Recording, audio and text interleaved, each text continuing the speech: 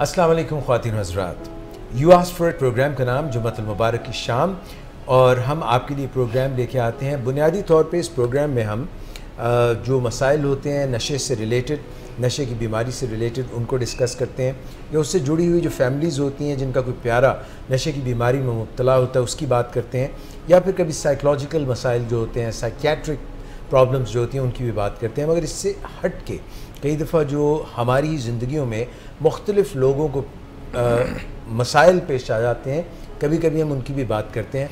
हमारा willing veg का panel यहाँ पे मौजूद, विलिंग वेज के CEO डॉक्टर सदाकत अली बज़ात ख़ुद यहाँ पे मौजूद। अस्सलाम वालेकुम डॉक्टर साहब, आपको खुशामदीद कहते हैं। वालेकुम सलाम। उसके अलावा उधर हमारे साथ डॉक्टर सादिया हैं, साथ में नदीम नूर साहब हैं, सीनियर काउंसलर हैं।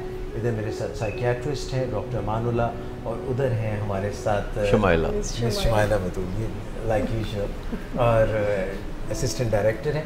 यहाँ पे हमारे साथ जो है हमारे गुलकारों की टीम भी मौजूद है, और नादिया शेख हैं, साथ में सुल्तान साकिब, और उधर जो है हमारे साथ हैं बहुत ही अच्छे म्यूज़िशियन और असद असगर गॉट इट। और डॉक्टर साहब, वैसे तो काफ़ी सारे मसाइल हैं जिनको देख कर, सोच कर, अखबारों में पढ़ कर लोग जो हैं वो उससे रिलेट कर सकते हैं। अगर हम बड़े बड़े मसाइल की बात करें तो उसमें हुकूमत को काफ़ी सारे मसाइल हैं। कभी जो है इलेक्ट्रिसिटी जनरेशन का मसला शुरू हो जाता है, कभी जो है इकनॉमिक्स का मसला आ जाता है, कभी स्टॉक एक्सचेंज ऊपर चली जाती है, कभी नीचे चली जाती है, कभी कोई कतरी शहज़ादा आ रहा होता है, कभी सऊदी अरब जाने का मसला होता है, कभी IMF के सामने हाथ फैलाएं या ना फैलाएं।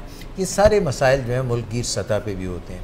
दूसरी तरफ हमने जब प्रोग्राम 1-2 हफ्ते पहले किया तो हमने डिस्कस किया कि किस तरह से कब्ज़ा माफिया जो है वो लोगों के प्लॉटों पर, लोगों की प्रॉपर्टी पर जो है वो गासिब हो जाती है, उनको हथियाने के चक्कर में आ जाती है और मिली भगत करती है।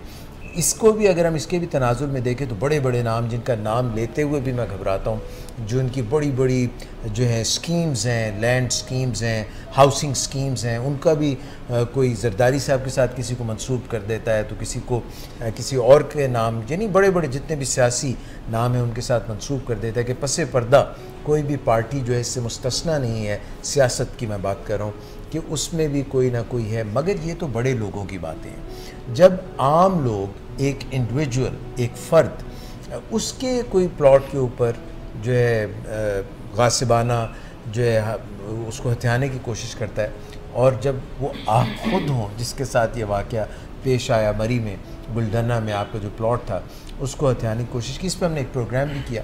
प्रोग्राम करके जब वो प्रोग्राम हमारे विलिंग वेज के फोरम पर जो है उसको हम आगे लेके गए तो वहाँ पे उसको इतनी पजीराई मिली, हम हैरान हुए कि हमारा काम मेन स्टे जो है वो एडिक्शन ट्रीटमेंट है, सब्सटेंस अब्यूज़ है, बट इसको 1 मिलियन से ज़्यादा लोगों ने व्यू किया, और फिर उन्होंने हमें कोरिलेट किया कि इस तरह के वाक़यात या तो ख़ुद उनके साथ पेश आए हैं कि किसी ने उनकी प्रॉपर्टी हथियाने की कोशिश की है, किसी ने उनके प्लॉट पर बेजा कब्ज़ा करने की कोशिश की, या उनके गिरदो पेश में they could equate with it कि ये वाक़या पेश आया है। जब आपके साथ ये वाक़या पेश आया और आप माशाल्लाह जो है एक मुआशरे में मकाम भी रखते हैं, but you had a tough time because the opposite parties sometimes are those people from whom you do not expect such thing that they will do it। और जिस तरह से उसको कैमोफ्लाज किया जाता है कई दफ़ा अच्छाई के नाम पे या कोई बड़ी कारकर्दगी के नाम पे, एक एंटाइटलमेंट ले ली जाती है, और उनकी वाबस्तगी हसास अदारों से या कोई इस्टेब्लिशमेंट से या कोई पुलिस से, यानी कि ये ऐसे हैं जिनसे दाद रसी की उम्मीद रखते हैं, और अगर इनके साथ कोई लाइजॉन हो ऐसा काम करते हुए तो आम आदमी तो बेचारा तसव्वुर भी नहीं कर सकता कि फिर उसको कोई इससे रिलीफ मिल सकता है। तो अक्सर लोग तही दस्त होके, तही दामन होके, पीछे हट के बैठ जाते हैं और कहते हैं यार हमारे साथ ये हाथ हो गया, अब हम तो कुछ कर नहीं सकते हैं, तो बेचारे करें क्या। People are so much involve in their own businesses, in their own jobs, they don't have the time and resources to fight these things out, और वो खज्जल ख्वार होके बेचारे अपनी एड़ियाँ रगड़ के कई दफ़ा कानून भी उनको रिलीफ नहीं दे पाता। दे ट्राई कि वो जाएँ, अदालत में जाएँ। इस सिनेरियो में आप हमेशा ये एडवोकेट करते हैं कि one should fight for their right. आप मुझे बताएं कि एक आम आदमी क्या करे, क्योंकि लोग ये पूछ रहे हैं कि डॉक्टर साहब गो के जो है एडिक्शन साइकियाट्रिस्ट हैं, मगर क्योंकि इन्होंने ये जुड़ा बोले उयो कुंडा खोले, क्योंकि इन्होंने इस बात को आगे लेके चलें, तो बताएं कि हमारे साथ जो बीत रही है वो कैसे हम इसको मसले को, उक़्दे को, भेद को हल करें, और फिर ये भी बताएं कि आपके साथ क्या गुजर रही है, आफ्टर माथ क्या चल रही है। अच्छा, ये प्रोग्राम का जो इतना फीडबैक आया, ये मेरी तवक्को से बहुत ज़्यादा निकला। वैसे सुनने में तो आता रहता है कि कब्ज़ा ग्रुप हैं और लोग ज़मीनों पे कब्ज़ा करते हैं, थोक के हिसाब से करते हैं, जो ये टाउन प्लानिंग करते हैं, स्कीमें बनाते हैं, हाउसिंग स्कीमें बनाते हैं, और वो कुछ ज़मीन ख़रीद के तो वो बेचना शुरू कर देते हैं, और जितनी ज़मीन ख़रीदी होती है उससे ज़्यादा ज़मीन वो कागज़ों में बेच देते हैं, और फिर वो चारों तरफ जो लोग रहते हैं जिनकी ज़मीनें हैं उनके ऊपर दबाव डालते हैं कि वो या तो अपनी ज़मीन बेच दे औने पौने दामों, या फिर उनसे ज़मीन छीन ली जाएगी। और उसका तरीका उनको बहुत अच्छा आता है। वो तगड़े लोग होते हैं और उनका ये प्रोफेशन होता है, ये हाउसिंग स्कीमें बनाना, ज़मीनों पे कब्ज़े करना, और उसके बाद उन ज़मीनों को बेचना, फ़ाइलें बेचना। ये गोरख धंधा सारे मुल्क में पिछले 30 साल में बहुत ज़्यादा हो रहा है। उसमें बल्कि वो ये भी देख लेते हैं कि अगर कोई बंदा परस्यू करने वाला है अपने केस को, तो उसको वो ऑफ़र कर देते हैं कि जी आप अपने पैसे वापस ले लें 2 साल बाद या 2.5 साल बाद। और लोग कहते हैं कि अच्छा, अगर हमारी असल रकम वापस मिल जाए तो बड़ी बात है, हालांकि पैसे डिवैल्यू हो चुके होते हैं उस दौरान। लेकिन यहाँ हमने जिसका ज़िक्र किया था, ये एक टिपिकल तरीका है किसी की ज़मीन पे कब्ज़ा करने का, जिसमें आबाओ अजदाद ने वो ज़मीन बेची होती है और आबाओ अजदाद ने उस ज़मीन को प्रॉपर तरीके से बेचा होता है, लेकिन ख़ानदान में किसी का हक आपस में रिश्ते के तहत मारा होता है।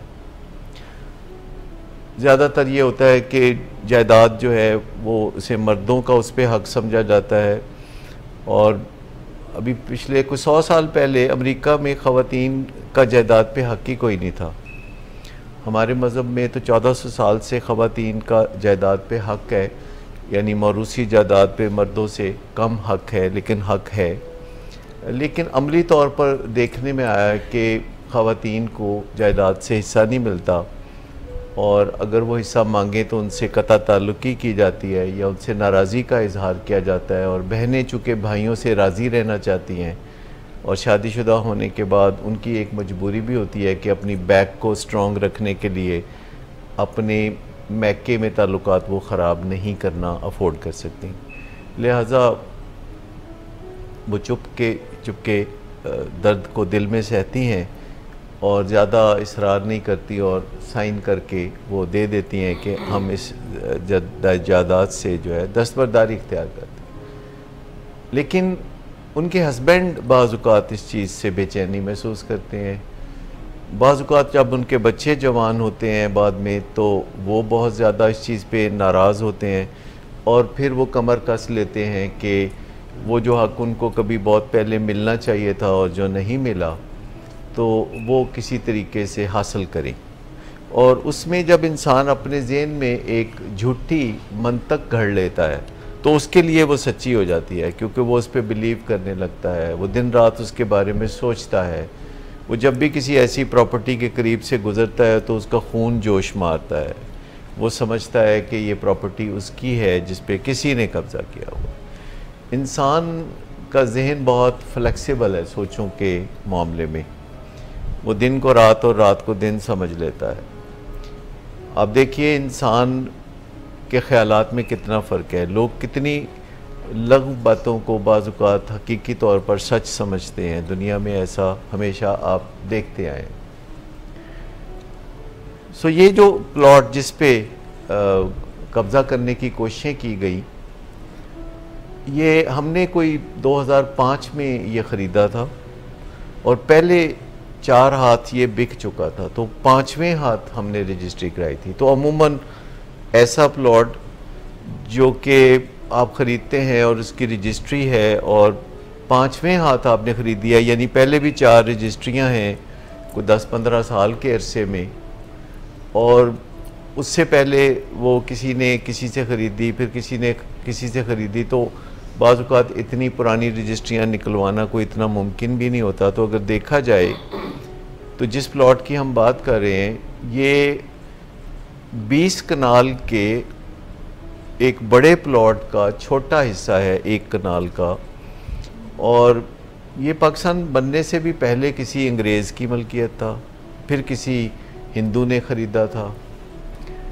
उसके बाद एक साहब ने ख़रीदा जिनका नाम खान बहादुर था 1948 में, 11,000 रुपये का उन्होंने ख़रीदा।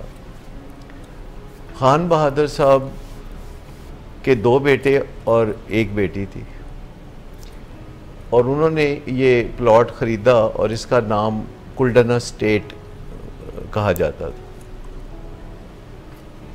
ये एक खूबसूरत जगह है, चारों तरफ का मंज़र बहुत प्यारा है, जो कि आप यहाँ पस मंज़र में देख भी रहे हैं। और ये जो प्लॉट है इसके साथ 2 और प्लॉट भी हैं जो 1-1 कनाल के हैं, इसी असल बड़े प्लॉट का हिस्सा, और साथ 72 फ्लैट हैं, बीच में एक छोटी सी सड़क है और 72 फ्लैट हैं जो बहुत ही खूबसूरत फ्लैट हैं। और एक टीवी अदाकार हैं अज़मुल हक जो अब अदाकारी नहीं करते, और ये पुरानी बात है, 80s की बात है कि वो अदाकारी करते थे। फिर 91 में वो सियासत में आ गए, पीपल्स पार्टी में उन्होंने खासा किरदार अदा किया। अभी चंद साल पहले वो मुस्लिम लीग नून में शहबाज शरीफ के साथ असिस्टेंट थे। तो ये जो 20 कनाल है ओरिजिनली पहले उन्होंने ख़रीदा था, और उसमें फिर उन्होंने ये फ्लैट्स बनाए और ये प्लॉट्स जो कि जिनका मैंने ज़िक्र किया 1, 2 और 3, ये इस तरह इनके नंबर है। तो 1 नंबर जो प्लॉट था वो किसी बंदे ने ख़रीदा, फिर उससे किसी और ने ख़रीदा, फिर आगे चलते जाते 5वें हाथ मैंने ख़रीदा। पुरानी हिस्ट्री जो मैं बता रहा हूँ कि 1948 में खान बहादुर साहब ने इसको ख़रीदा 11,000 रुपये में, और 10 साल बाद यानी तकरीबन 1960 के करीब उन्होंने अपने दोनों बेटों के नाम हिबा कर दिया, इसको गिफ्ट कर दिया। और ये उन्होंने अपनी ज़िंदगी में कर दिया क्योंकि बाज़ औक़ात लोगों को शक होता है कि शायद हमारे मरने के बाद कहीं ये बेटी को ना चला जाए, तो अपनी ज़िंदगी में ही दोनों बेटों के नाम पक्का कर दिया। उनका ताल्लुक़ एक ऐसे मज़हब से था जिसमें ख़ास तौर पर बेटियों को उनका हक़ बिल्कुल नहीं दिया जाता। बाद में इन लोगों को गैर मुस्लिम करार दे दिया गया 1975-76 के करीब। तो ये कुछ रवायात होती हैं कुछ फ़िरक़ों की, कुछ मज़ाहब की, तो इस मज़हब में ये चीज़ बतौर ख़ास पाई जाती है कि बेटियों को उनका हक़ नहीं देना। जब उनकी वफ़ात हो गई तो दोनों भाइयों के ऊपर मुकदमा कर दिया सगी बहन ने कि मुझे मेरा हक़ नहीं मिला। वो मुकदमा अपने भाइयों से हार गई। भाइयों ने बाद अज़ां ये 20 कनाल का प्लॉट अज़मुल हक को बेच दिया 1991 के करीब, और फिर दोबारा मुकदमा इन्होंने अज़मुल हक पे कर दिया। बहन ने फिर मुकदमा कर दिया कि मुझे तो मेरा हक़ नहीं मिला था, तो फिर ये मुकदमा दोबारा हार गई। उसके बाद इस प्लॉट पर फ्लैट्स बने, इसके कुछ हिस्से के 3 टुकड़े करके वो प्लॉट वैसे बेच दिए गए, फिर वो आगे बिकते रहे। कानून में एक चीज़ टाइम बार्ड भी होती है कि जब कोई चीज़ वक्त गुज़र जाता है, ख़ास हद तक वक्त गुज़र जाता है, तो फिर वो मामला क्लोज समझा जाता है, लेकिन लोगों को चैन नहीं आता। 2005 में हमने ये प्लॉट ख़रीदा और 13 साल के बाद वो अदालत में गए। ये भी ख़ास तरीका वारदात है कि अदालत में हमारे ख़िलाफ़ नहीं गए, अदालत में वो गए अज़मुल हक के ख़िलाफ़। जान के ऐसे बंदे को फ़रीक बनाया जाता है कि जो उस चीज़ में इंटरेस्टेड ना हो। सर ये अब अदालत में कौन गया? अदालत में जो 2 भाइयों की बहन वही गई, खान बहादुर साहब की बेटी, वो पहले अदालत में गई अपने भाइयों के खिलाफ, फिर वो हार गई, फिर वो अजमुल हक के खिलाफ अदालत में गई, उसके बाद वो फौत हो गई तो उनकी बेटी अजमुल हक के खिलाफ अदालत में गई। अच्छा, ठीक, 2018 में? 2018 में ओके। उनकी बेटी जो है वो अजमुल हक के खिलाफ अदालत में चली गई। अजमुल हक के खिलाफ अदालत में गई उस प्लॉट के हवाले से जो कि हमने ख़रीदा था, और अजमुल हक चूँकि वो प्लॉट बेच चुका था तो उसको तो कोई दिलचस्पी नहीं थी, और जब अदालत में उसके ख़िलाफ़ गई तो जानबूझ के उसका पता गलत लिखवाया।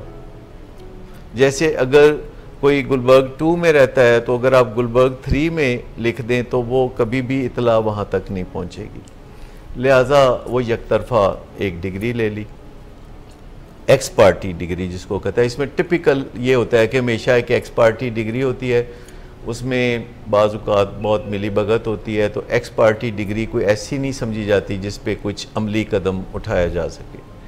अच्छा, जब एक्स पार्टी डिग्री ले ली तो फिर जाके तो अदालत में कहा कि हमें कब्ज़ा दिलाएं, तो अदालत ने कहा कि हमें तो कोई ज़रूरत नहीं कि आपको जाके कब्ज़ा दिलाएं, आपने एक्स पार्टी डिग्री ले ली, अब आप जाने और आप अपना काम करें जाके।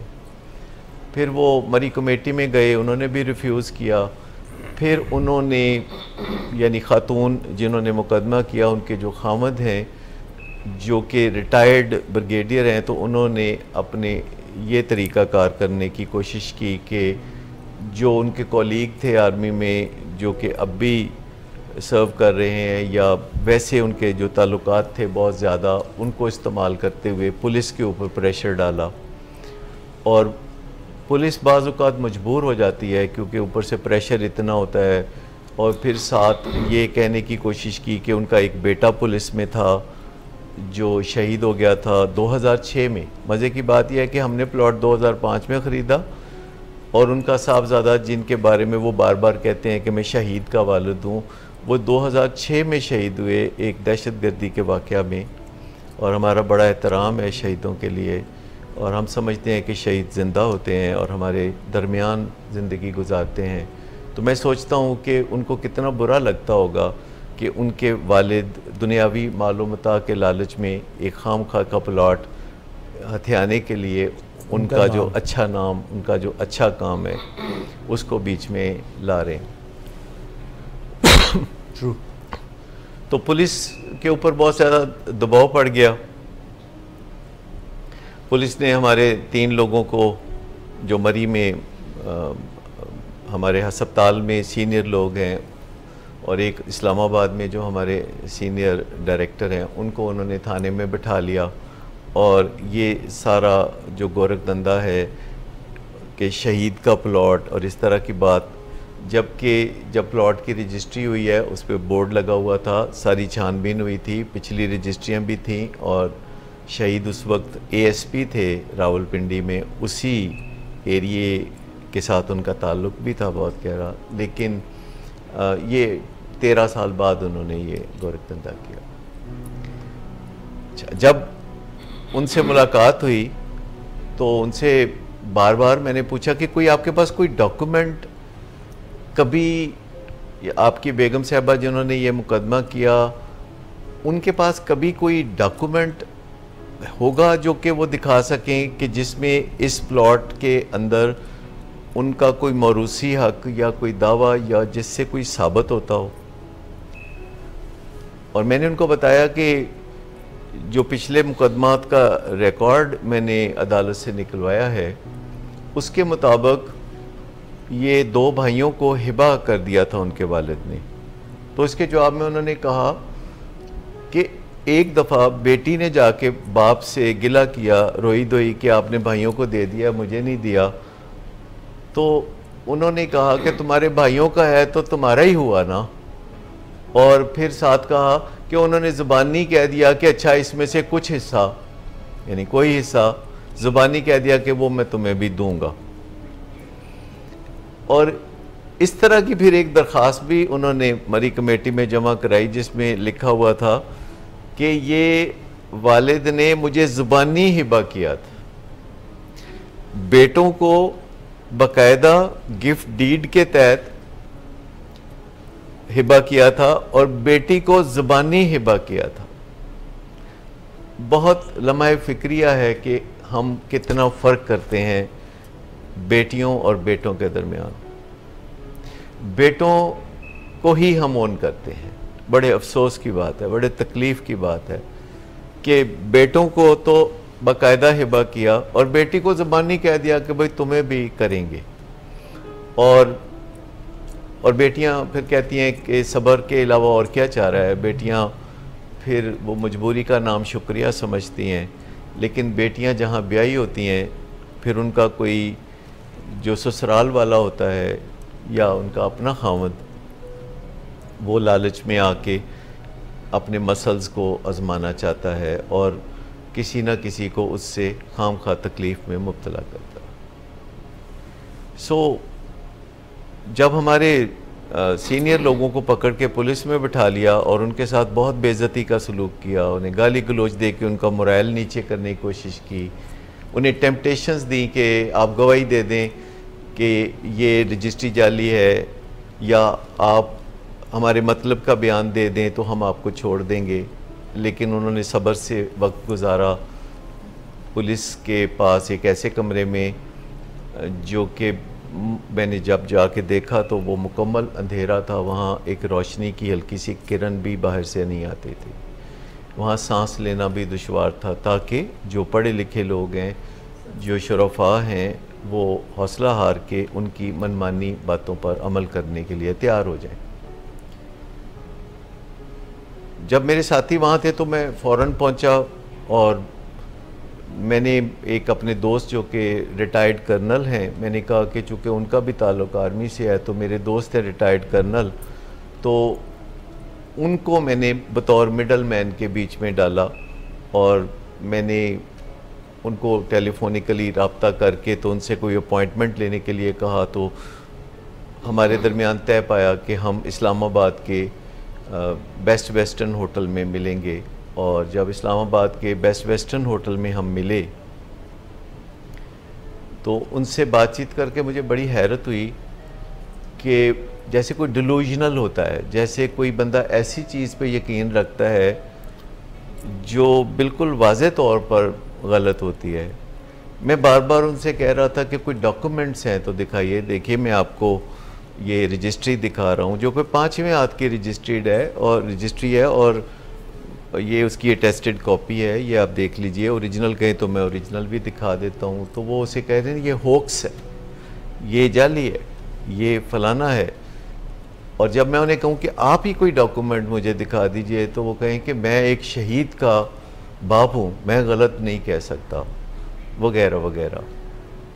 और फिर उन्होंने मुझे वाज़े तौर पर बताया कि जो आपके बंदे हैं वो उसी सूरत में छूटेंगे जब आप मुझसे तावन करेंगे। मैंने कहा कि तावन मैं ये कर सकता हूँ कि आप मुझे बिठा लीजिए, उन्हें छोड़ दीजिए ताकि उनकी फैमिलीज़ में जो कोहराम मचा हुआ है तो कम से कम वो ठीक हो जाए। तो उनसे तो आपका कोई मसला भी नहीं है, मसला अगर कभी है तो मेरे साथ है, तो आप मुझे बिठा लीजिए। कहते हैं नहीं आपको नहीं बिठाना।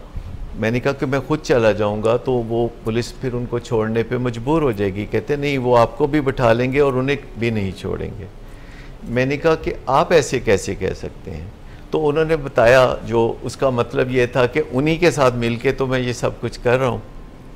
और फिर उन्होंने जो मुझे बताई बातें वो होशरुबा कहानियाँ थी कि किस किस दर्जे के पुलिस अफसरों के बारे में उन्होंने कहा कि उनके साथ ये मिल के सारी साजिश और गोरख धंधा उन्होंने बनाया। ज़रा वो दिखाइए, वो क्लिप दिखाइए जिसमें वो ख़ुद से बता रहे हैं कि कैसे उन्होंने ये सारा प्लान बनाया और वो क्या करना चाहिए। मेरा मतलब ये है कि जो लोग तकलीफ़ में हैं अंदर, उनकी फैमिलीज तकलीफ़ में है, तो आप मुझे थाने बैठा दीजिए उनको। नहीं वो मैंने नहीं किया। I want shortcut law. मैं आपके साथ डॉक्यूमेंट लिख दूंगा और they told me before coming कि आपका कोई भी तस्वीर होता है This is what the SP told me, what the SSP operations told me. This is what, except for the अगर कोई तनाज़ा है तो मेरा आपका है ना, उन दो लोगों का तो नहीं है जो वहाँ नहीं, वो ठीक बात है तो मैं थाने चला जाता हूँ, आप मुझे मैंने एक ऐसे लीगल डॉक्यूमेंट आपसे लिखवाना है कि कल ये बंदा मेरे गले ना पड़ जाए। नहीं, वहाँ मैं थाने में चला जाता हूँ तो उनको छुड़वा दीजिए, तो मेरे से थाने में आप ना जाएं। नहीं, मैं तो जाऊँगा अभी ना जाएं। मैं उन दो लोगों को जो है मज़ीद अभी ना जाएं, वो आपको अगर मतलब नहीं, it doesn't look fine। मैं आपको बता रहा हूँ कि मैं अपने दो बंदे जो हैं उनके बच्चों को रोते हुए मज़ीद नहीं, वो ठीक है सर, मैं आपको सिर्फ ये कह रहा हूँ कि मेरी जो उनके सामने पोजीशन है ना, वो ऑकवर्ड हो चुकी है। वो समझ रहे हैं कि मैं कुछ अपने फ़ायदे के लिए उनको फंसाया, तो मेरे पास इसके सिवा देखिए, वो खुद कह रहे हैं कि जब तक वो मुझसे डॉक्यूमेंट नहीं कोई लिखवाएंगे वो बंदों को जाने नहीं देंगे, उनको छोड़ेंगे नहीं। उन पे FIR दर्ज की हुई थी और वो ख़ुद बता रहे हैं कि उनको बड़े अफसरान ने कहा, जिनका वो बाकायदा नाम ले रहे हैं कि SP ने उनको ये कहा था कि ये करना है और SSP ऑपरेशन ने कहा था कि ये करना है। और मैं नहीं कहता कि वो सच कह रहे थे, लेकिन ऐसा वो कह रहे थे जब तक कि कोई पुलिस अफसरान बाकायदा इस चीज़ का इनकार ना करें, तो मैं ये अज्यूम कर सकता हूँ नताइज की बुनियाद पर कि वो जो कह रहे थे कि हो सकता है कि वो सच हो। जब मैंने ये हालात देखे तो मैंने फौरी तौर पर, जैसे आप किसी के पास यरगमाल बने होते हैं, तो मैंने ऐसा महसूस किया कि जैसे मैं यरगमाल बना हुआ हूँ। और मुझे ख्याल पैदा हुआ दिल में कि अगर मैंने रजिस्ट किया तो इन्होंने जिन दफ़ात के तहत FIR काटी है उनमें से एक थी 506(2), जिसका मतलब ये है कि जान से मारने की धमकियाँ दी हैं और आतिशी असला ज़ाहिर किया है और उसके इस्तेमाल की धमकी दी है। तो ये नाकाबिले ज़मानत दफ़ात हैं और मुझे पता चल गया कि अगर मैं उनके साथ तावन नहीं करूँगा तो इसका मतलब है कि मेरे साथी वो जेल में जाएंगे और उनकी ज़मानत फिर कोई शायद 15-20 दिन, महीने के बाद हो, और इस दौरान उनकी शख्सियत पे बहुत चोट पड़ेगी और उनके अहल खाना को बहुत तकलीफ़ होगी। लिहाजा मैंने इस बात को समझते हुए उनके साथ तावन का फ़ैसला किया और मैंने कहा कि मैं थाने जाके तो बराह रास्त बात करना चाहता हूँ पुलिस अफसरान से। मैं पुलिस अफसरान के पास पहुंचा थाने में, वहाँ ब्रिगेडियर साहब भी पहुंच गए और बातचीत शुरू की। वहाँ भी वही रागनी थी, कोई उनके पास डॉक्यूमेंट नहीं, कुछ भी नहीं। पुलिस अफसरान कह रहे थे कि ये एक शहीद के वालिद हैं और हम अपने शहीद के साथ यकजहती का मुजाहरा करना चाहते हैं, और अगर हमारे होते हुए ये मसला हल ना हो ब्रिगेडियर साहब का तो फिर हमारी इस वर्दी पे लानत है, या इस तरह की बहुत सारी बातें। DSP मरी, जिनका नाम राव सैफुल्ला भट्टी है, उन्होंने कहा उन्होंने बड़ी बदतमीज़ी की, उनका अखलाक इंतहाई गिरा हुआ था, वो गाली गलोच के अलावा कोई बात नहीं कर रहे थे और वो पूरी तरह तुले हुए थे कि डिमोरलाइज़ करके किसी न किसी तरीके से ब्रिगेडियर साहब की नाजायज़ मदद करें। तो इन हालात में मैंने उनको बोला कि जी मुझे हर सूरत अपने लोगों की रिहाई चाहिए। पहली ऑप्शन ये है कि फ़िलहाल आप मुझे बिठा लीजिए और उन लोगों को जाने दीजिए, और दूसरी बात यह है कि आप जो है हम सबको जाने दीजिए और ये जो प्लॉट का मामला है ये अदालत में इसका फ़ैसला होने दीजिए। लेकिन उन्होंने कहा कि इसके अलावा कोई चारा नहीं है कि आप हमें स्टैम्प पेपर पे लिख के दें कि आप प्लॉट में दखल अंदाजी नहीं करेंगे। मैंने कहा ठीक है, अगर प्लॉट तो ज़मीन पे पड़ा है उसको तो कोई उठा के लेके नहीं जा सकता, तो हम जब तक अदालत से क्लियरेंस न ले लें, जब तक दूध का दूध और पानी का पानी नहीं हो जाता, तो हम दखल अंदाजी नहीं करेंगे। इस पे उन्होंने फिर स्टैम्प पेपर मंगवाए और उस पे साइन कराए और बाद में अपनी मर्ज़ी की तहरीर उसके ऊपर लिखी। अगले दिन सुबह, ये 9वीं मुहर्रम का दिन था और कोर्ट्स की छुट्टी थी, एक जज जो कि स्पेशल ऑन ड्यूटी थे, उनके ज़रिए ज़मानत का बंदोबस्त किया गया। उन्होंने पुलिस से पूछे वाक़यात तो पुलिस ने बताया कि नहीं, असला उसला कोई नहीं था, ना ये लोग प्लॉट पे थे, ये बल्कि थाने आए थे। तो उन्होंने जज साहब को सारी बात सच सच बता भी दी।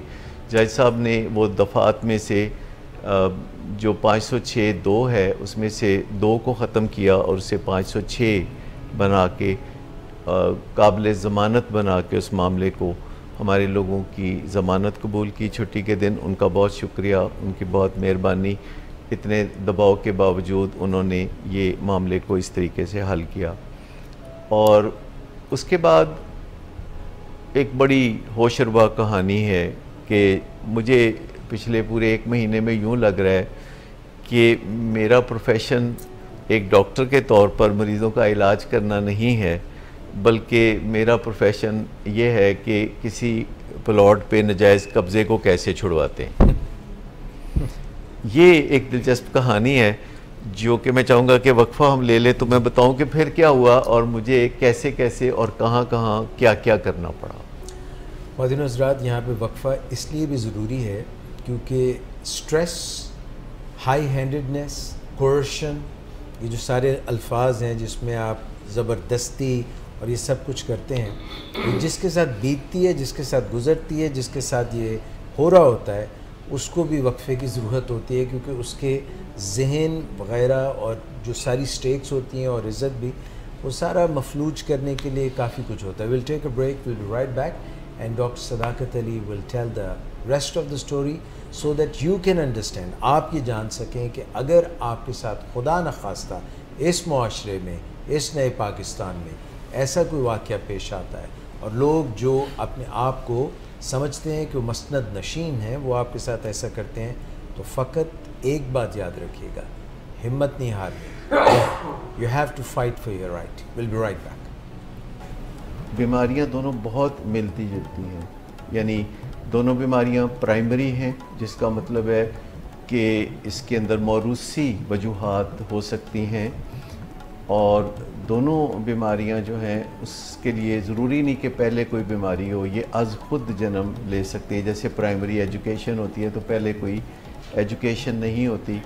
और दोनों बीमारियां जो हैं क्रॉनिक है, यानी जैसे कहते हैं कि एक दफ़ा डायबिटीज़ है तो फिर हमेशा डायबिटीज़ है। इसी तरह कहते हैं जैसे एक दफ़ा अल्कोहलिज़म है तो फिर हमेशा अल्कोहलिज़म है। इसका मतलब ये नहीं कि आप इलाज नहीं कर सकते और आप इसके मुज़र असरात से निजात नहीं हासिल कर सकते, लेकिन टेक्निकली ये कहा जाएगा, अगर फ़र्ज़ करें कोई किसी को शराब छोड़े हुए 25 साल भी हो गए हों, 40 साल हो गए हों, तो फिर भी वो अल्कोहलिक ही होगा, क्योंकि अल्कोहलिक होने का मतलब ये नहीं कि आप शराब पीते हैं। अल्कोहलिक होने का मतलब है कि आप शराब नहीं पी सकते।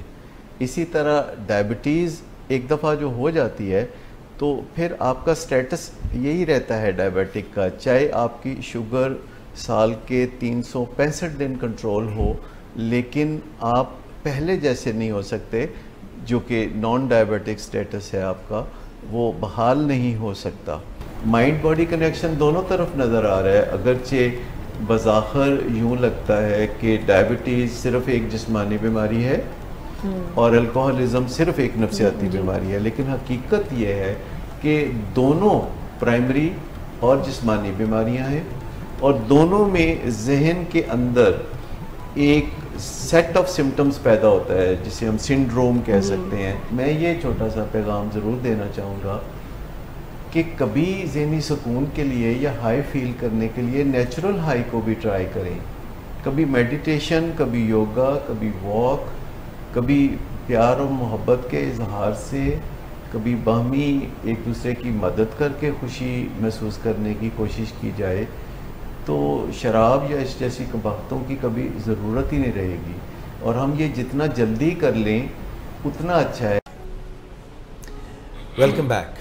डॉक्टर साहब, जो बात हम कह रहे थे वक्फे पे जाने से पहले, और अभी वक्फे में ये बातचीत भी हो रही थी कि किस तरह से आम लोग किस कर्ब से गुज़रते हैं, किस ज़हनी दबाव से गुज़रते हैं, और कई लोग जो हैं वो तो उनके हाथ पाँव फूल जाते हैं और वो दे जस्ट से कि ठीक है यार, अल्लाह को लो पाओगे, असी तो नहीं कुछ कर सकते। मैं आपको बताऊं कि जब मैं थाने गया और मैंने कोलीग्स को देखा जिनकी सबकी एजुकेशन 18 साल से ज़्यादा एजुकेशन है, उनकी पोस्ट ग्रेजुएट्स हैं, तो उनको पुलिस ने जिस हाल में रखा हुआ था वो इंतहाई ज़्यादती वाली बात है, जो नाकाबिले माफ़ी है, जो मैं कभी दरगुजर नहीं कर सकता। और साथ ही मुझे जैसे यरगमाल सा बनाया हुआ था, और वो ये चाहते थे कि कोई अपने मतलब की तहरीर लिखाई जाए, जो एक बेकार शुगल है। यानी अंडर ड्यूरेस, दबाव में लिखी हुई कोई चीज़, अगर आप किसी को ये भी लिख देते ना कि मैं आपका गुलाम हुआ, तो भी ये गैर कानूनी है। ये एक और जुर्म है, दबाव में किसी से कोई तहरीर लेना एक जुर्म है। तो मुझे चूँकि इसका इदराक था, तो मैंने वाज़े तौर पर सोचा कि सबसे पहले मुझे अपने साथियों को इस तकलीफ़ से निजात देनी है। प्लॉट की मेरी नज़र में कोई कदर व मंज़लत बिल्कुल कोई नहीं थी उस वक्त, और मैंने उनको कहा कि या तो आप मुझे रोक लें और इनको जाने दें, और फिर जो मेरे से मुज़ाकरात करनी है वो आप कर लें, मुझसे क्या मिलना है आपको टेंशन के सिवा, मैं बात कर सकता हूँ आपको, पर आप इनको जाने दीजिए। और वो बड़ी जल्दी समझ गए कि मेरी मजबूरी इस वक्त यह है कि मेरे साथियों को मैं फौरी रिहाई चाहता हूँ। लिहाजा दबाव में वो, जैसे मैंने बताया कि एक राज़ीनामा उन्होंने होम्योपैथिक किस्म का वो लिख के दिया, जिसमें खाली जगह छोड़ी हुई थी और उसमें कुछ फ़िक्रे बाद में उन्होंने ऐड किए। मैंने कहा इसकी कोई वैल्यू नहीं, क्योंकि ये जो कोई तहरीर होती है इससे कोई दूसरा मालिक नहीं बनता। किसी के मालिक बनने के लिए मैं आपको बताऊं कि बड़ी दिलचस्प कानूनी सूरत हाल है। मिसाल के तौर पर जो प्लॉट अगर आपके नाम भी हो लेकिन उसकी अदायगी आपने ना की हो, अदायगी आपके दोस्त ने या वालिद ने या भाई ने की हो, तो वो प्लॉट जो आपके नाम होगा वो भी आपके नाम नहीं होगा, उसे हम बेनामी कहते हैं। प्लॉट या कोई चीज़ उस वक्त आपकी होती है जो आपके नाम भी हो और उसकी अदायगी भी आपने की हो। अगर किसी और ने अदायगी की है तो फिर उसकी खुशनुदी जारी रहना ज़रूरी है। जब वो आपसे खुश नहीं होगा वो वापस ले सकता है। मेरे साथी जब रिहा हुए तो उनमें से एक को स्ट्रेस डायबिटीज़ हुई थी। वो तबीयत उनकी ख़राब थी। जब हमने उनकी ब्लड शुगर चेक की, क्योंकि वो नज़र आ रहा था कि उनका जैसे 3 दिनों के अंदर अंदर वज़न काफ़ी कम हो गया था, तो उनकी जो ब्लड शुगर थी वो 400 थी। उन्हें बाकायदा हॉस्पिटलाइज़ करना पड़ा, उनका इलाज करना पड़ा। दूसरे जो मेरे कोलीग थे, मैं पहले जो कोलीग जिनको डायबिटीज़ है उनका नाम अली हसन है, मैं उनको ट्राइब्यूट दूंगा कि उन्होंने इतनी तकलीफ़ में भी अज़्म हिम्मत का मुजाहरा किया। दूसरे मेरे साथी जो कि उनसे भी सीनियर हैं अली हसन से, उनका नाम तलाल ज़ुबैर है जो ग्रुप डायरेक्टर हैं, उनको भी बहुत अजियत दी गई और उन्होंने बहुत जवामर्दी से पुलिस के जो गलत हथकंडे हैं और जो तकलीफ़ दे तरीक़ेकार है उसको फेस किया। इत्तफ़ाक़ की बात यह है कि मेरे जितने भी साथी हैं जो मेरे साथ लाहौर, कराची, इस्लामाबाद और मरी में काम करते हैं, ये बहुत चुने हुए लोग हैं। ये यूँ समझें कि पिछले 40 साल में मेरे साथ जो लोग भी काम करते हैं ये ऑर्डिनरी लोग नहीं है, ये बड़े एक्स्ट्रा ऑर्डिनरी लोग हैं। मैंने सारी ज़िंदगी तवज्जो ही इंसानों को चुनने पर दी है, क्योंकि इस ज़िंदगी में हमारा एक बुनियादी गोल हो सकता है कि हम बुरे लोगों को दूर हटाएं और अच्छे लोगों को करीब लाएं। ये एक बड़ा बुनियादी गोल हो सकता है। अगर हम खूबसूरत और अच्छी ज़िंदगी गुजारना चाहते हैं तो ये हमें करना होगा। ये हमारा पर्पज़ ऑफ लाइफ होना चाहिए कि हम बुरे लोगों को फासला देना शुरू कर दें और अच्छे लोगों को करीब आने की रग़बत दें। डेल कार्नेगी इसका बड़ा अलंबरदार था। डेल कार्नेगी के कब्र के कतबे पे लिखा है कि यहाँ वो आदमी सो रहा है जो अपने से अच्छे लोगों को अपने इर्द गिर्द जमा करने का हुनर जानता था। मैंने 13 साल की उम्र में डेल कार्नेगी से ये बात सीखी थी और मैंने फ़ैसला किया था कि मैं अपनी ज़िंदगी में हमेशा अच्छे लोगों को करीब आने दूंगा और बुरे लोगों से मैं ख़ुद फासला कर लूँगा। सो बहुत लाजवाब लोगों की टीम है जो मेरे साथ, ये कुछ 550 लोग हैं जो लाहौर, कराची, इस्लामाबाद और मरी में मेरे साथ काम करते हैं, और इतने रिलायबल लोग हैं और सराते मुस्तकीम पर चलने वाले लोग हैं। इनमें से एक बंदा भी नहीं जो बुरी आदत में मुब्तला हो, क्योंकि इतनी स्क्रूटनी होती है विलिंग वेज में और सदाकत क्लिनिक में। ये लोग सिगरेट पीने वाले नहीं हैं, ये लोग नस्वार नहीं खाते, ये लोग कोई पान तंबाकू नहीं करते, ये लोग किसी से उधार लेके नहीं मारते, ये बुरे लोगों से नहीं मिलते जुलते।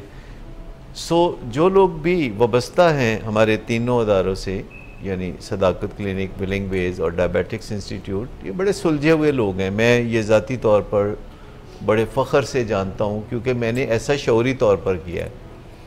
मैं जो लोग भी मेरे साथ आते हैं, मैं उनको अच्छी तरह से देख के अपने साथ आने का मौका देता हूँ, फिर मैं उनकी ग्रूमिंग करता हूँ, फिर मैं उन पे भरोसा करता हूँ, और फिर मैं जानता हूँ कि लोग भी उन पे भरोसा कर सकते हैं।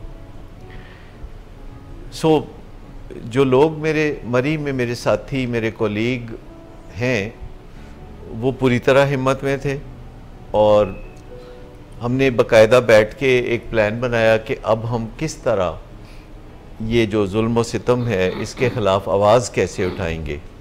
हमारे सामने पहला मरहला ये था कि जो पुलिस के अफसरान ने और उनके मातहतों ने ये बहुत ही गैर कानूनी और बहुत ही गलत धौंस धांधली वाला तरीका किया है, तो इसको हम इसके ख़िलाफ़ आवाज़ बुलंद करेंगे और ख़ामोशी से इस बात को जाने नहीं देंगे कि ज़मानत हो गई है, रात गई और बात गई। ऐसा नहीं कभी होगा। एक एक लम्हा जो मेरे साथियों ने, मेरे दोस्तों ने, मेरे कॉलीग्स ने तकलीफ़ में गुजारा है, उस एक एक लम्हे का हिसाब लिया जाएगा। और अल्हम्दुलिल्लाह हमारे ऐसे वसाइल भी हैं, ऐसे ताल्लुकात भी है, ऐसी समझ बूझ भी है कि हम ऐसा कर गुज़रेंगे। हमने फ़ौरी तौर पर तमाम कौमी अखबारों में सारी रोदाद एक अपील की शक्ल में IG पंजाब के नाम हमने लिखी। फ्रंट पेज पे, हर अखबार के फ्रंट पेज पे हमने एक अपील लिखी IG पंजाब के नाम, और फ़ौरी तौर पर उसका रिस्पॉन्स हुआ और फ़ौरी तौर पर हमसे राब्ते हुए, और फिर हमने जाके तो अपना नुक्ता नज़र बताया। और पुलिस अफसरान बड़े मेहरबान थे, जिनके पास मैं गया वो बड़े काइंड थे, और मैं जाके उनके साथ सारा वाक़या जब बयान करता था तो वो बहुत ज़्यादा माजरत भी उन्होंने की, पुलिस के रवैये की माजरत भी की। तो मैंने कहा कि आपकी माजरत करने की ज़रूरत नहीं है, वैसे भी आपने ऐसा कुछ नहीं किया जिस पे आप माजरत करें, और आपकी माजरत से मेरी ज़रूरत भी पूरी नहीं होती, और मेरी ज़रूरत इस तरह पूरी होती है कि पूरी तफ्तीश कराई जाए किसी ईमानदार पुलिस अफसर से कि पुलिस ने पाकिस्तान जैसे महज़ब मुल्क में, जहाँ अब जमहूरियत पनप रही है, जहाँ एक सिविल मुआशरा है, जहाँ रूल ऑफ लॉ है, पुलिस ने ऐसी हरकत क्यों की, ऐसी जुर्रत क्यों की कि इस्लामाबाद से फ़कत 50 किलोमीटर के फासले पे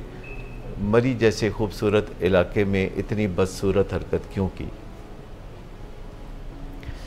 इसका प्रॉपर रिस्पांस सामने आया, अखबार में अपील छपी, लोगों ने फ़ोन करके, मेरे दोस्तों ने, अहबाब ने मेरे साथ यकजहती का इज़हार किया। उन्होंने कहा कि लोग तो बड़ा शर्म महसूस करते हैं इस बात पे कि किसी ने उनसे कोई चीज़ छीन ली, तो आपने ये इस तरीके से बाहर आके कैसे बात की। तो मैंने कहा कि मेरे लिए ये शर्म की बात नहीं है, शर्म की बात उन रिटायर्ड ब्रिगेडियर साहब के लिए है जो इतने अजीम अदारे से वाबस्ता रहे और उनको ज़रा ख्याल नहीं आया कि वो अपने अदारे की साख और इज़्ज़त दाव पे लगा रहे हैं। मैं आज भी कहता हूँ कि इस बात की ज़्यादा अच्छी तरह खोज लगानी चाहिए कि आइंदा किसी को जुर्रत ना हो कि वो पाक फ़ौज जैसे नेक नाम अदारे के साथ ताल्लुक़ की बिना पर किसी से ज़्यादती करें और अपने अदारे की साख को दाव पे लगाएं। पाक फ़ौज हमारे दिल में धड़कती है और हमारे दिल में बेपनाह एहतराम है अपनी फ़ौज का जो दिन रात सरहदों की हिफाजत में मसरूफ़ रहती है, और सैलाब हो या ज़लज़ला हो या कोई कुदरती आफत हो, उसमें अपने सुकून और आराम को भूल के लोगों की खिदमत करते हैं, जिसका कोई मुआवजा नहीं हो सकता। वो अनमोल खिदमात हैं जो मैंने फ़ौजी जवानों को अपनी कौम के लिए करते देखा है। हमने फ़ौज में भी ये इतला हर तरह से, क्योंकि फ़ौज में अदारे होते हैं जो कि आवाम के साथ ताल्लुक़ रखते हैं, आवाम के साथ जो इतलात का लेन देन होता है, तो हमने उधर भी इतलात दी कि कोई शख्स जो है वो आपका नाम इस्तेमाल करके, और मेरे सामने गुफ्तगू में उन्होंने कहा कि मैंने फिर फ़ौज में अपने ताल्लुकात को गियर्ड अप किया। तो ये वीडियो मौजूद है जिस पे वो ये सब कुछ कह रहे हैं। मैं आपको बताऊं कि अगर आप ठीक रास्ते पे चल रहे होते हैं तो आपको घबराने की ज़रूरत नहीं होती, कुदरत आपकी मदद कर रही होती है। हम बैठ के वहाँ पे होटल में बेस्ट वेस्टर्न में बातचीत कर रहे थे, और उस दौरान ये सारी बातचीत हो रही थी जो बड़ी नामुनासिब थी, और आखिर में बातचीत किसी किनारे पे ना लगी और हम उठ के चले गए। और बाद अज़ां हम मुश्किलात से अभी निकल भी नहीं पाए थे, तो मुझे एक कॉल आई जिसमें एक साहब ने अपने आप का तारुफ़ करवाया कि जी मैं असिस्टेंट मैनेजर हूँ बेस्ट वेस्टर्न का फ़लाँ फ़लाँ। तो मेरे पास एक वीडियो है जो कि जिससे आपकी मदद हो सकती है। मैंने कहा अच्छा। कहते हैं वो वीडियो मैं आपको देना चाहता हूँ, और उस वीडियो में सारी बातचीत है जो वो साहब आपके साथ कर रहे थे। जब मैंने अखबार में आपकी अपील पढ़ी है तो मैंने फिर आपको वहाँ से नंबर लेके कॉल किया है। तो मैं एक शर्त पे वो आपको मैं वीडियो दे सकता हूँ। मैंने समझा कि शायद कोई वो इसके लिए रुपए पैसे का तकाजा करेंगे, तो मैंने कहा बताइए आप क्या चाहते हैं। तो उन्होंने कहा कि आपको फ़कत मेरे साथ एक खाना खाना होगा जिसमें सिर्फ आप होंगे और मैं होऊंगा, और बीच में एक मोमबत्ती होगी। तो मैंने कहा कि सुभान अल्लाह, ये तो मेरे धन भाग के आप इस तरह मुझे इज़्ज़त अफजाई कर रहे हैं। तो फिर इस्लामाबाद होटल में हम दोनों बैठे, हमने इस्लामाबाद होटल की छत पे एक बड़े खूबसूरत मंज़र के साथ हमने वो खाना खाया, और उन्होंने ये वीडियो मुझे दी और बताया कि मैं आपकी वीडियोस वैसे भी बहुत शौक़ से देखता हूँ, मैं आपका परस्तार हूँ, तो ये मेरी तरफ से आपके लिए तोहफ़ा है। ये कोई 35 मिनट की वीडियो है जिसमें ये गॉड सेंट हेल्प है, जिसमें उन्होंने ऐसी ऐसी बातें की हैं जो कि अदालत में भी पेश होंगी। ये वीडियो अदालत में भी जाएगी, ये पुलिस में भी जाएगी, ये फ़ौज के अदारे में भी जाएगी जहां वो मुलाजमत करते रहे हैं। और आप जानिए कि फ़ौज एक बड़ा डिसिप्लिन्ड अदारा है। फ़ौज का अफसर चाहे हाज़िर सर्विस हो चाहे वो रिटायर्ड हो, वो फ़ौज की इज़्ज़त और लाज रखने का पाबंद है। अगर वो कोई भी गलत काम करेगा तो उसका कोर्ट मार्शल हो सकता है, उसको सज़ा हो सकती है। इस वीडियो में जो जो शगुफ़े उन्होंने छोड़े थे, अगर मैं वैसे बयान करता तो शायद लोगों के लिए यकीन करना मुश्किल होता, लेकिन चूँकि इसकी वीडियो एविडेंस मौजूद है और बहुत अच्छी एविडेंस मौजूद है, तो हर चीज़ तो वाज़े हो रही है। ज़रा आप वो क्लिप चलाइए जिसमें ब्रिगेडियर साहब ज़रा जलाल में आ जाते हैं। Maybe it, I hope it is wrong. We've been told a lot of rubbish. मैं अभी बता रहा हूँ on your face. अच्छा चलिए मैं आपको बता दूँ। Nobody stops anyone saying rubbish against anyone. Either you want to settle a problem with a Sharif man, or yeah, what the hell are you talking about? आपको बात करने की तमीज़ नहीं। This is not the way you settle affairs. I'm not your father's servant. Keep shut. Let him talk. You've done a middleman talking. छोड़ो बातों को. Don't talk. Keep shut. There is a man on the spot. Don't talk like that. Keep it. थोड़ा सा करना। नहीं sir, colonel साहब बढ़ गया। कर्नल साहब can't talk when you are there. जब सर होता है गांड पे कभी लाइटनिंग नहीं गिरती। He is the man and I am the man. You just keep quiet. I think you as an artillery officer don't know how to talk. I told you a couple of times. मत बोलो जब ये है। ख्वातीन हज़रात, ये video clip भी आपने देखा और जैसा डॉक्टर सदाकत अभी बता रहे थे कि बेस्ट वेस्टर्न में ये वीडियो क्लिप जो है मुलाकात के दौरान जो है बाद में डॉक्टर साहब को मिला। तो डॉक्टर साहब फिर उसके बाद आपने इसको कैसे परसू किया सारे केस को? मैं फिर पुलिस में डिपार्टमेंट में गया। अब इत्तेफाक की बात है, जैसे मेरे अपनी ऑर्गेनाइजेशन के अंदर बहुत दोस्त हैं, ऐसे ही ऑर्गेनाइजेशन के बाहर भी बहुत लाजवाब लोग हैं जो मेरे दोस्त हैं।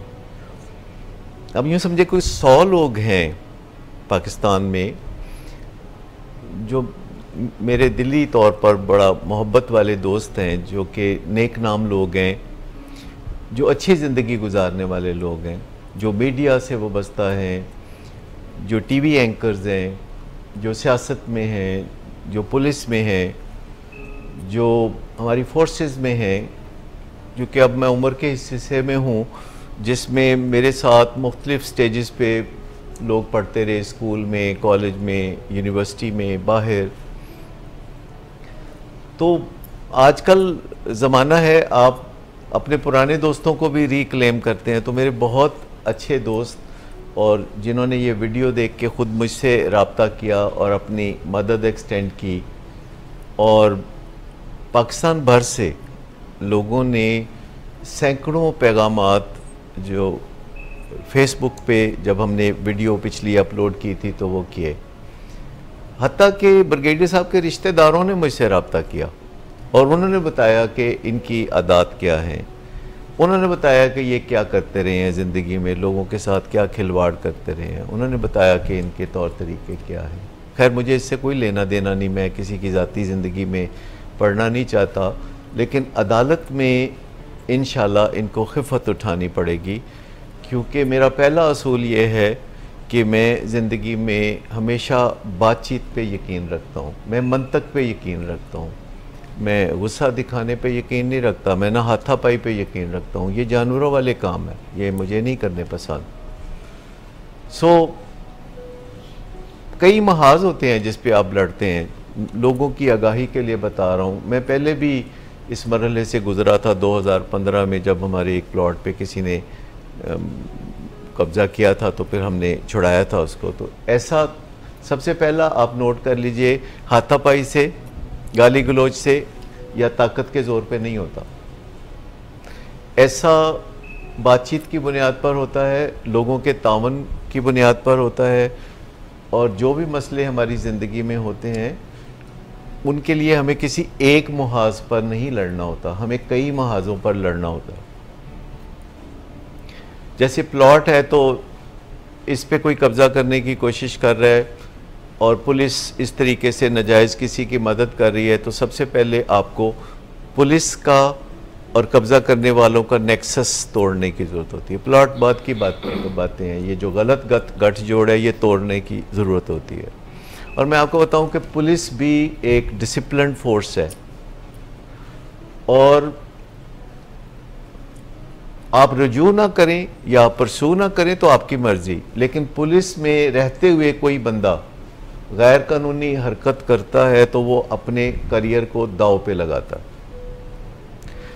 देखिए 3 लोग थे जो कि हमारे सामने थे, उसमें एक डीएसपी साहब थे, एक एसएचओ थे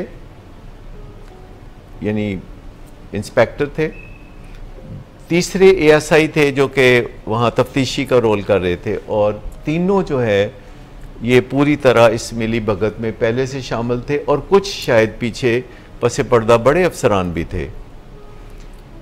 लेकिन मैं आपको बताऊं कि पुलिस का बड़ा अफसर होने का मतलब ये नहीं कि आप हाई हैंडेडनेस कर सकते हैं।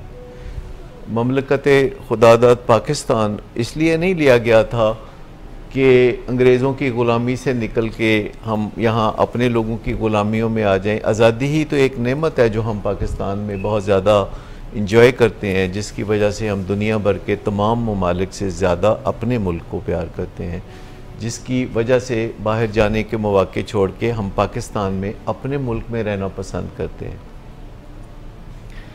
जो DSP साहब राव सैफुल्ला भट्टी, उनका जो वहाँ से तबादला है वो लाहौर हो चुका है, लाइन हाज़िर हो चुके हैं। जो ASI हैं उनका भी तबादला हो गया है, और जो SHO हैं चूँकि उन्होंने कुछ किया नहीं था तो वो अपनी जगह पे ही है। सो मैं आपको बताऊं कि जब आप पुलिस में आप किसी अफसर के ख़िलाफ़ सही तरीके से आवाज़ उठाते हैं तो एक्शन होता है, और यहीं पे बस नहीं है, यहीं पे बस नहीं है, ये मामला आगे भी चलेगा। हमें ज़्यादा मालूमात अब होने लगी हैं इस मामले में पढ़ने की वजह से कि पुलिस में बहुत आला दर्जे की खिदमात मौजूद हैं जिनसे हम कभी फ़ायदा ही नहीं उठाते। मैं आपको बताऊं, पुलिस में एक वेलफेयर डिपार्टमेंट है जो आवाम की वेलफेयर के लिए होता है, और उस पर एक बड़े ऊंचे दर्जे का अफसर होता है, जैसे DIG वेलफेयर, DIG दर्जे का अफसर जो है वो आपकी वेलफेयर के लिए इंतज़ार में बैठा होता है कि आप उससे रिजू करें, और हमें पता ही नहीं कि कोई वेलफेयर डिपार्टमेंट भी होता है। पुलिस में एक डिसिप्लिन डिपार्टमेंट भी होता है, और उसको भी एक DIG हेड करता है कि अगर कोई पुलिस अफसर डिसिप्लिन तोड़ेगा और आप दरख्वास्त देंगे, उस पुलिस अफसर को लेने के देने पड़ जाएंगे। वो कहीं पोस्टिंग नहीं करा सकेगा, वो लाइन हाज़िर रहेगा, वो वहाँ बैठ के बस अपनी किस्मत को कोसता रहेगा कि उसने कोई गलत काम किया तो किया क्यों। सो पुलिस का ये जो डिपार्टमेंट है ये बड़ा कॉम्प्रिहेंसिव डिपार्टमेंट है। मैं आपको बताऊं कि हम खुद हिम्मत हार बैठते हैं, हम चाहते हैं कि हम हाथ पे हाथ धरे बैठे रहें और कोई आके दरवाजे पे दस्तक दे कहे जी आपका काम हो गया। ये जो एक तमन्ना है हम सब की कि अपने मसलों की जिम्मेदारी हम अपने ऊपर नहीं लेते, और हमेशा कहते हैं मैंने क्या कसूर किया था कि मुझे ये मसला दरपेश हुआ। याद रखिए, हम कोई कसूर नहीं भी करेंगे तब भी मसले ज़िंदगी में हो सकते हैं। ये जो ज़लज़ले आते हैं, ये जो सैलाब आते हैं, तो ये इसलिए नहीं आते कि हमने कोई कसूर किया था। हम कई दफ़ा हादसों की लपेट में आ जाते हैं, कई दफ़ा हमें इस तरह के खामखा के मसले भी होते हैं, लेकिन हम इन्हें फटीक करार नहीं दे सकते। पंजाबी ज़ुबान में हम ये नहीं कह सकते कि यार ये हुआ तो हुआ क्यों, क्योंकि जब भी हमें ऐसा मसला दरपेश होगा तो फर्स्ट 4 सेकंड फैसला करते हैं कि हमारा क्या बनेगा। और फर्स्ट 4 सेकंड में अगर हम यूँ सोचते हैं कि मैं ज़िम्मेदारी लेता हूँ और अपने इस मसले को हल करूँगा, इस चैलेंज को मैं कबूल करता हूँ, तो समझें कि आपने कामयाबी की बुनियाद रख दी, उसका संगे बुनियाद आपने रख दिया। लेकिन अगर आपके ज़हन में ये आता है और यही फिर घूमता रहता है कि ऐसा हुआ तो क्यों हुआ, मैंने तो ऐसा कोई नहीं किया था, मेरा तो कोई कसूर नहीं था, तो सबसे पहले हमें तैयार रहना चाहिए कि ज़िंदगी में चैलेंजेस आएंगे, और जब भी कोई चैलेंज आए तो हम देख लें कि उसमें मुमकिन तौर पर क्या नुकसान पहुंच सकता है, उस नुकसान को कबूल कर लें, और उसके बाद आप रियर गार्ड एक्शन की तरफ चलें। क्योंकि जो कुछ भी ये होता है, मेरे साथ होता है, आपके साथ होता है, उसके साथ होता है, इसके साथ होता है, इससे कोई फ़र्क नहीं पड़ता, ये होता रहता है। फ़र्क इससे पड़ता है कि फिर हम क्या करते हैं। जी सर, ये जो कबूल करना है, ये एक दफ़ा करना है कि 3 दफ़ा? 3 दफ़ा कर लें तो ज़्यादा अच्छा है, क्योंकि ये ज़रा पक्का हो जाएगा। क्योंकि जब आप बार बार कबूल करेंगे तो दिल में बात उतर जाएगी। इसीलिए बार बार कहा जाता है कि हमेशा जहन में सोचें कि जब भी कोई चैलेंज हमारी ज़िंदगी में दरपेश होता है, फर्स्ट 4 सेकंड में आपने ये रद्द-ए-अमल पैदा करना है, बड़े मुहिम्माती अंदाज में, बड़े एडवेंचरस अंदाज में, कि हाँ मैं ये चैलेंज कबूल करता हूँ, नंबर 1।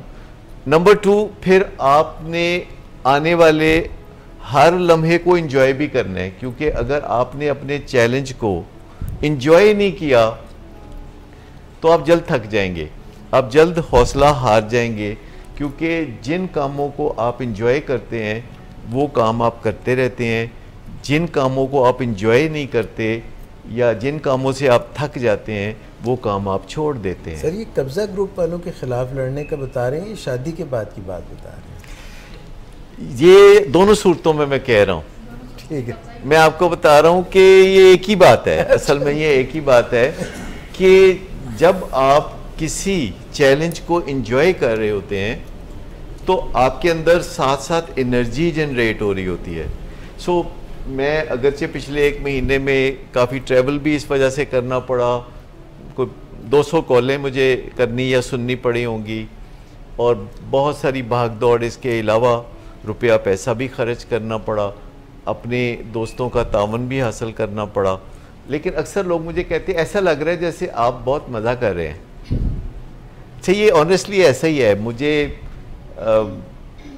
काफ़ी लुत्फ़ महसूस होता है जब मैं अपनी किसी मुश्किल पर काबू पाने के लिए जिद्दोजहद कर रहा होता हूँ, और मेरा अल्लाह मुझे हमेशा कामयाब करता है। मैंने ज़िंदगी में हमेशा कामयाबियों का मज़ा चखा है उसके फजल से, क्योंकि मैं हमेशा उसके सामने झुक के आगे बढ़ने का सफ़र करता हूँ। मुझे मेरे अल्लाह ने कभी मायूस नहीं किया, मुझे हमेशा उसने पुरुमीद भी रखा और कामयाब भी रखा। तो उसका जितना भी शुक्र अदा करूँ उतना ही कम है। और शुक्र के साथ सब्र का जो एक पहलू है वो लाजमी जुड़ा हुआ है कि फिर आप इम्पेशेंट ना हो, सब्र करें। मेरे साथी कई दफ़ा मुझे पूछते कब मिल जाएगा ये सारा प्लॉट वापस हमें, ये वो, तो मैंने कहा वो वहीं पड़ा है, वो कहीं भी नहीं गया। ये जो रौला है ये ज़रा वक्त लगेगा ख़त्म होने में, इसके लिए बेचैनी की कोई ज़रूरत नहीं है। देखिए, जब आप अपनी जद्दोजहद करते हैं तो नताइज आपके हाथ में नहीं होते, नताइज अल्लाह के हाथ में होते हैं, और अल्लाह सब्र करने वालों के साथ है। जब सब्र का मतलब सिर्फ इंतज़ार है, तो अगर ग्रेसफुली हम इंतज़ार करें तो ये मराहिल भी तय हो जाते हैं। और मैंने देखा है कि अगर हम तड़पना शुरू कर दें, बेचैन होना शुरू कर दें, पैनिक में आ जाएं, तो बहुत जल्द फिर हम एग्जॉस्ट हो जाते हैं। और फिर कोई ना कोई बंदा मशवरा देता है, कहता छोड़ो जी, खैर चला गया, भूल जाओ। मेरे बहुत करीबी दोस्तों ने भी ये कहा, कहते डॉक्टर साहब आप अजीब आदमी हैं, हमारे साथ ऐसा हो हम तो बड़े आराम से बैठ जाते हैं। तो मैंने कहा कि नहीं, आराम से तो मैं नहीं बैठता और आपको भी नहीं बैठना चाहिए, क्योंकि आराम से बैठने का मतलब ये नहीं है कि आपने ये नुकसान कर लिया। जैसे इस वक्त प्लॉट का मामला है, तो अगर मैं कहूँ छोड़ो जी, अल्लाह ने इतना दे रखा है तो क्या मसला है इस प्लॉट का, तो बात यहाँ पे रुकेगी नहीं। जब आप हिम्मत हारने लगते हैं तो आप यूँ समझिए कि आप हारने लगते हैं, और फिर पीछे हटने लगते हैं, और फिर एक दिन आपको बड़ी मुश्किल पेश आती है जब आप पीछे भी नहीं हट सकते, क्योंकि पीछे दीवार होती है, आप हिट बॉटम हो जाते हैं। सो असल पहलू ये है कि आप दिल नहीं हारते, क्योंकि जब आप दिल हारते हैं तो ये सबसे बड़ा नुकसान होता है। यानी हमारे अंदर सबसे कीमती चीज़ जो है वो दिल है, और जो हमारा दिल आज़ाद ना रहे, दिल जबर में आ जाए, दिल किसी के काबू में आ जाए और किसी के शिकंजे में आ जाए, तो इससे बड़ा नुकसान कोई नहीं है।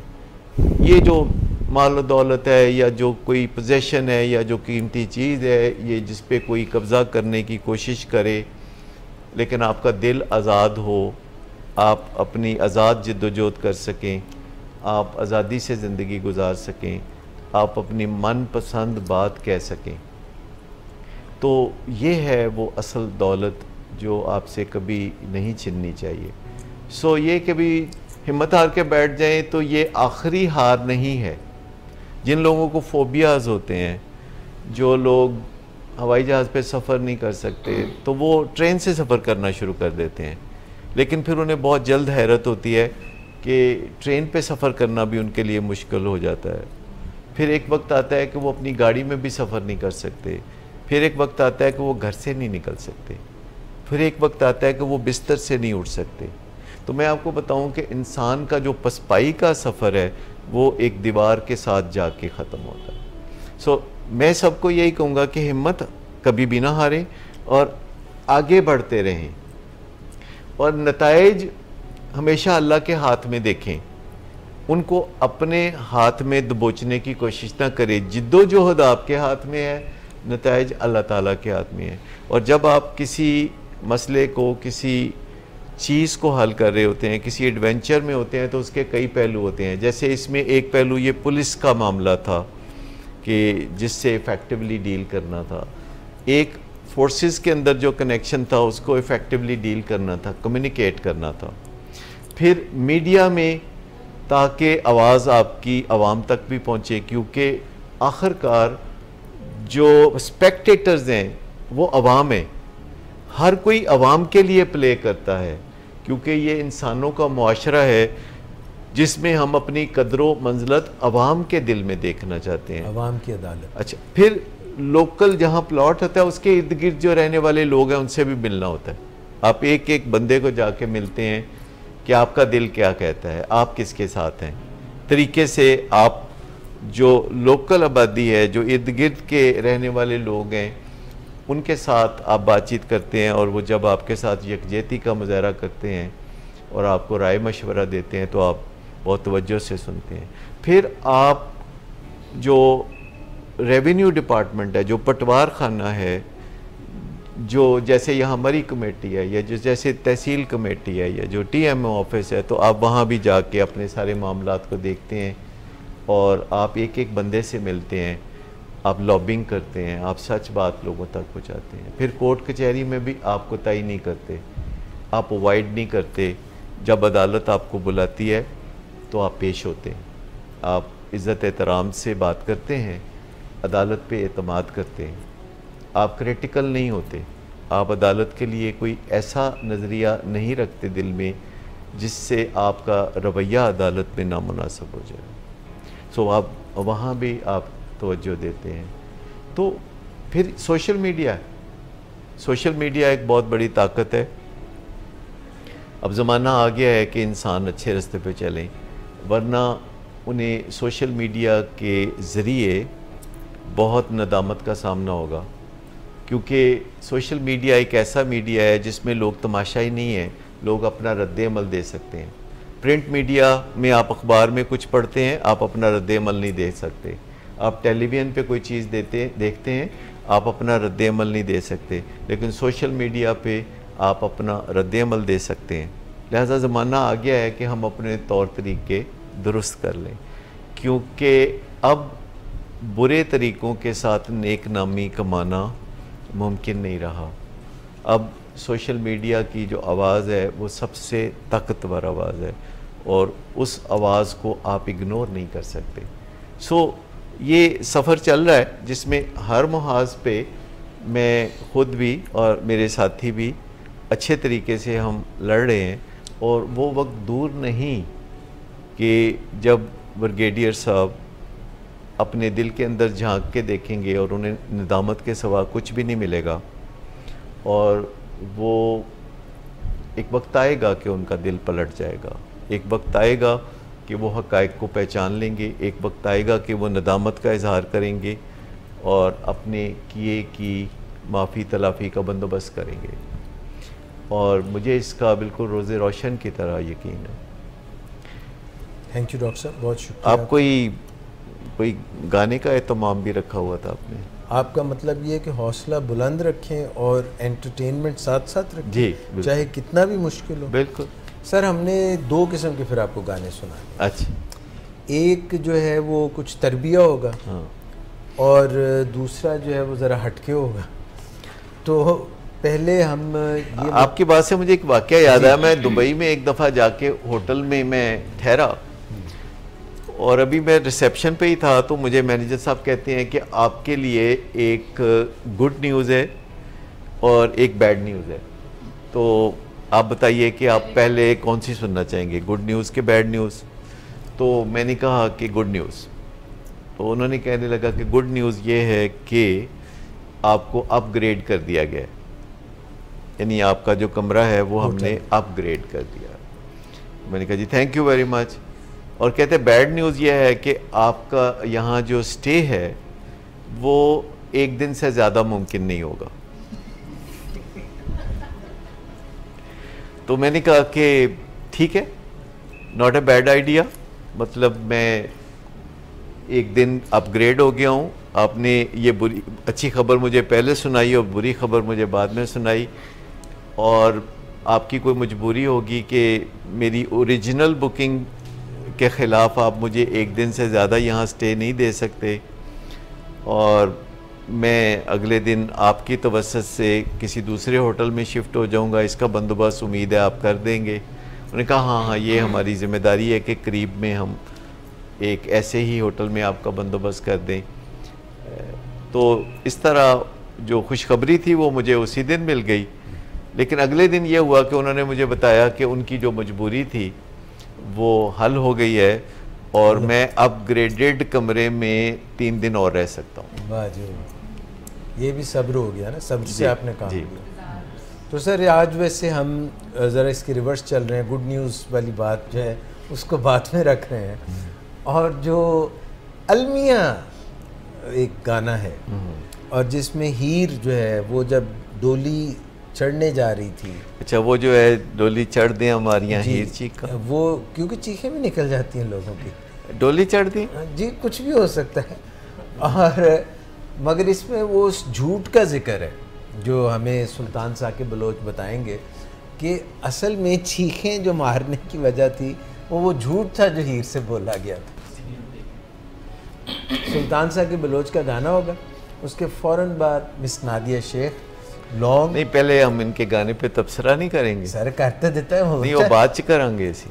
अच्छा, पहले गाना होगा, फिर हम तबसरा करेंगे, फिर हम बातें करेंगे, फिर मिस नादिया का, फिर हम जो है ना बीड़ा इलायची का बताएंगे क्या होगा।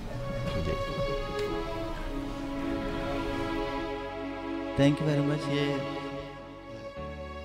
वारिस शाह साहब का कलाम है और मैं पहली दफ़ा कोशिश कर रहा हूँ आपसे लोगों के सामने।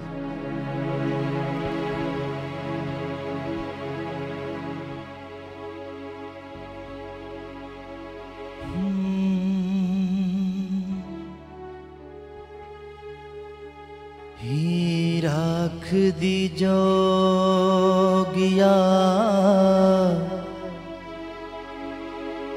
झूठा खे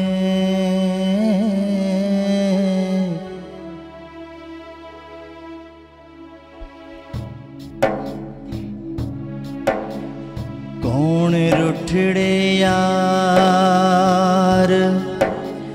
मनावदा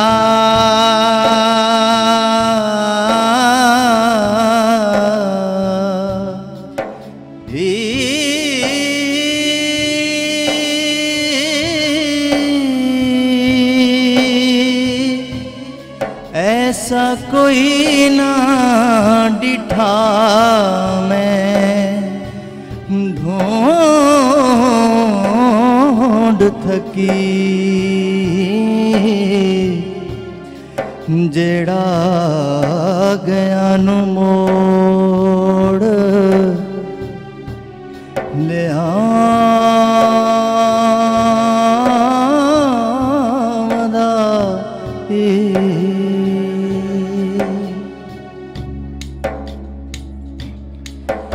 ऐसा कोई ना डिठा मैं ढूंढ थकी जेड़ा गया नु मोड़ ले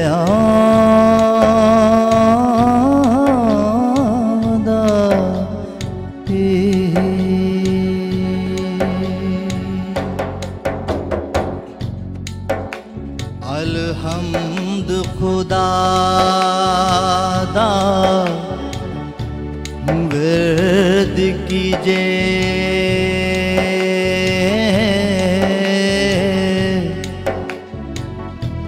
इश्क कीता सुजगदा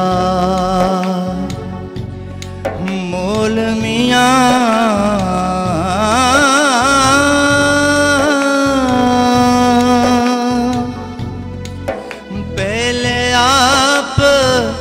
खुदा ने इश्क कीता माशूक है नबी रसूल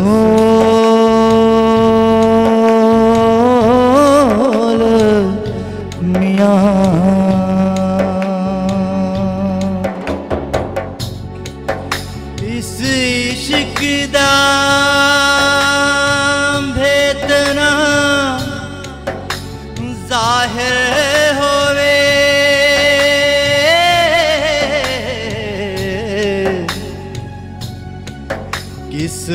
से गल न निकालिए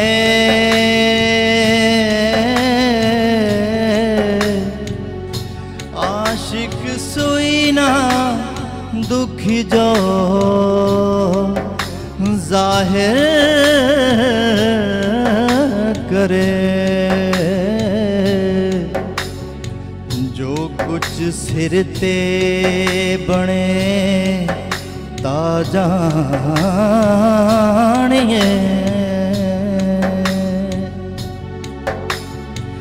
ही राख दी जोगिया झूठ आखे कौन रुठड़े यार मनावदा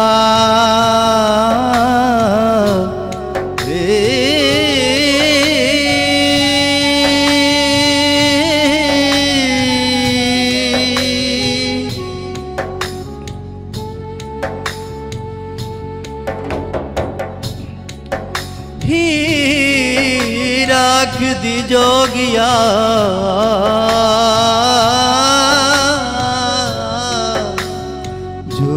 झूठा के कौन रुठड़े यार मनावदा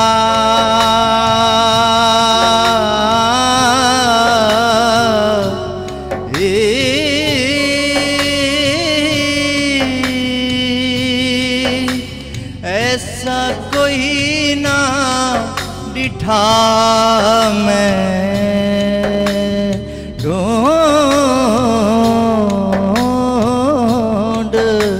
तकी जेड़ा गया नु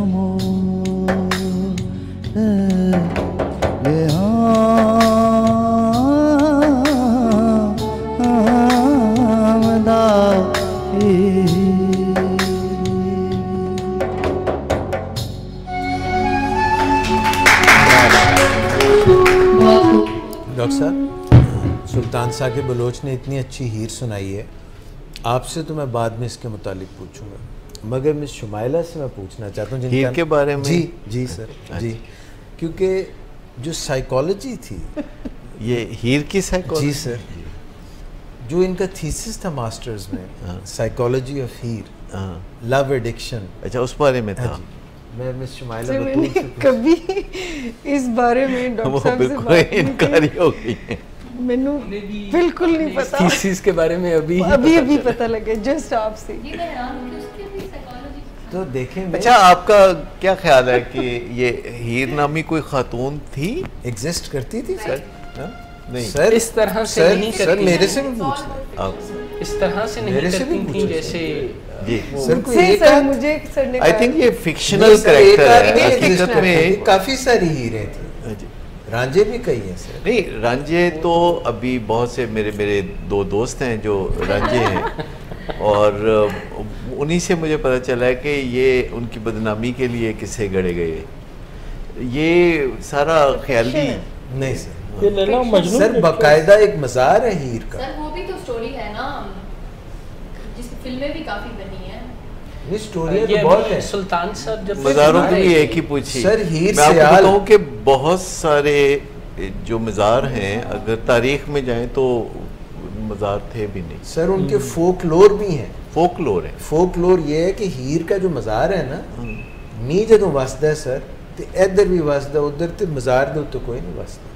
पर कवर होगा ना ये तो मुझे नहीं मालूम, लेकिन मैं समझता हूँ कि जो फोकलोर है वो ज़िंदगी के हर शोबे में है। चूँकि माजी में कोई ऑडियो वीडियो एविडेंस नहीं हुआ करती थी। अभी 50 साल पहले सियासतदान बयान दे के तो मुकर जाया करते थे और कोई उनको पूछ नहीं सकता था, लेकिन अब लोग उनका क्लिप चला देते हैं, कहते ये आप ही फरमा रहे हैं या कोई और है। दुनिया में बात को आगे बढ़ाने का, सबक देने का, समझाने का एक तरीका पैराबल भी है, फिक्शन भी है, कहानी सुनाना, कहानी में बुनना। अभी सुल्तान साहब को मैं सुन रहा था तो उसमें 3-4 लाइनें ऐसी थीं जिसका हीर या रांझे के मामले से तो कोई ताल्लुक नहीं, लेकिन वो दरमियान में बातें भी उन्होंने बातें भी कहानियों में चलती रही। लेकिन मैं आपको बताऊं कि अनफॉर्चुनेटली जो बातें तारीख के नाम पर हमें बताई जाती हैं उनमें भी काफ़ी झोल होती है, उसमें बहुत कुछ जो होता है। हाँ, वो बहुत उसमें लव एडिक्शन तो हकाई है, हकीकत है ना, ये अभी डीएसएम ने डाला पर्सन एडिक्शन हो जाती है। हाँ, वो तो अपनी जगह दुरुस्त है, लेकिन तो उसका हीर से तो कोई ताल्लुक नहीं। वो रांझा जो था वो वहाँ से आया था, हजारा साइड से आया था। तो लैला मजनून का वाक़या मुझे तो एक सीन याद है जो फिल्म हीर रांझा पाकिस्तान में बनी थी, एजाज और वो फरदौस के, तो वो वैसे सुना है कि असली हीर इतनी खूबसूरत नहीं थी जितनी कि वो फिल्म में।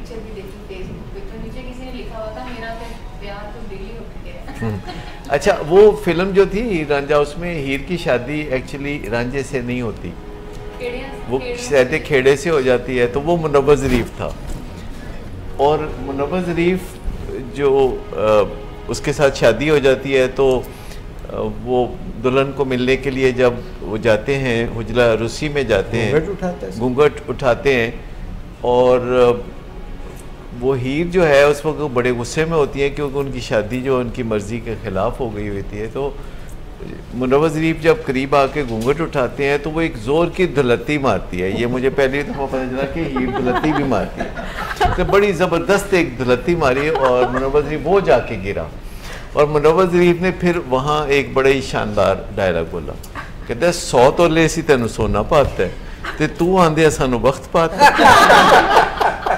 अच्छा, ये उस फिल्म के सीन थे जो ये मुझे याद है, तकरीबन मैंने कोई 47 ईयर्स अगो देखी थी, 46 ईयर्स अगो।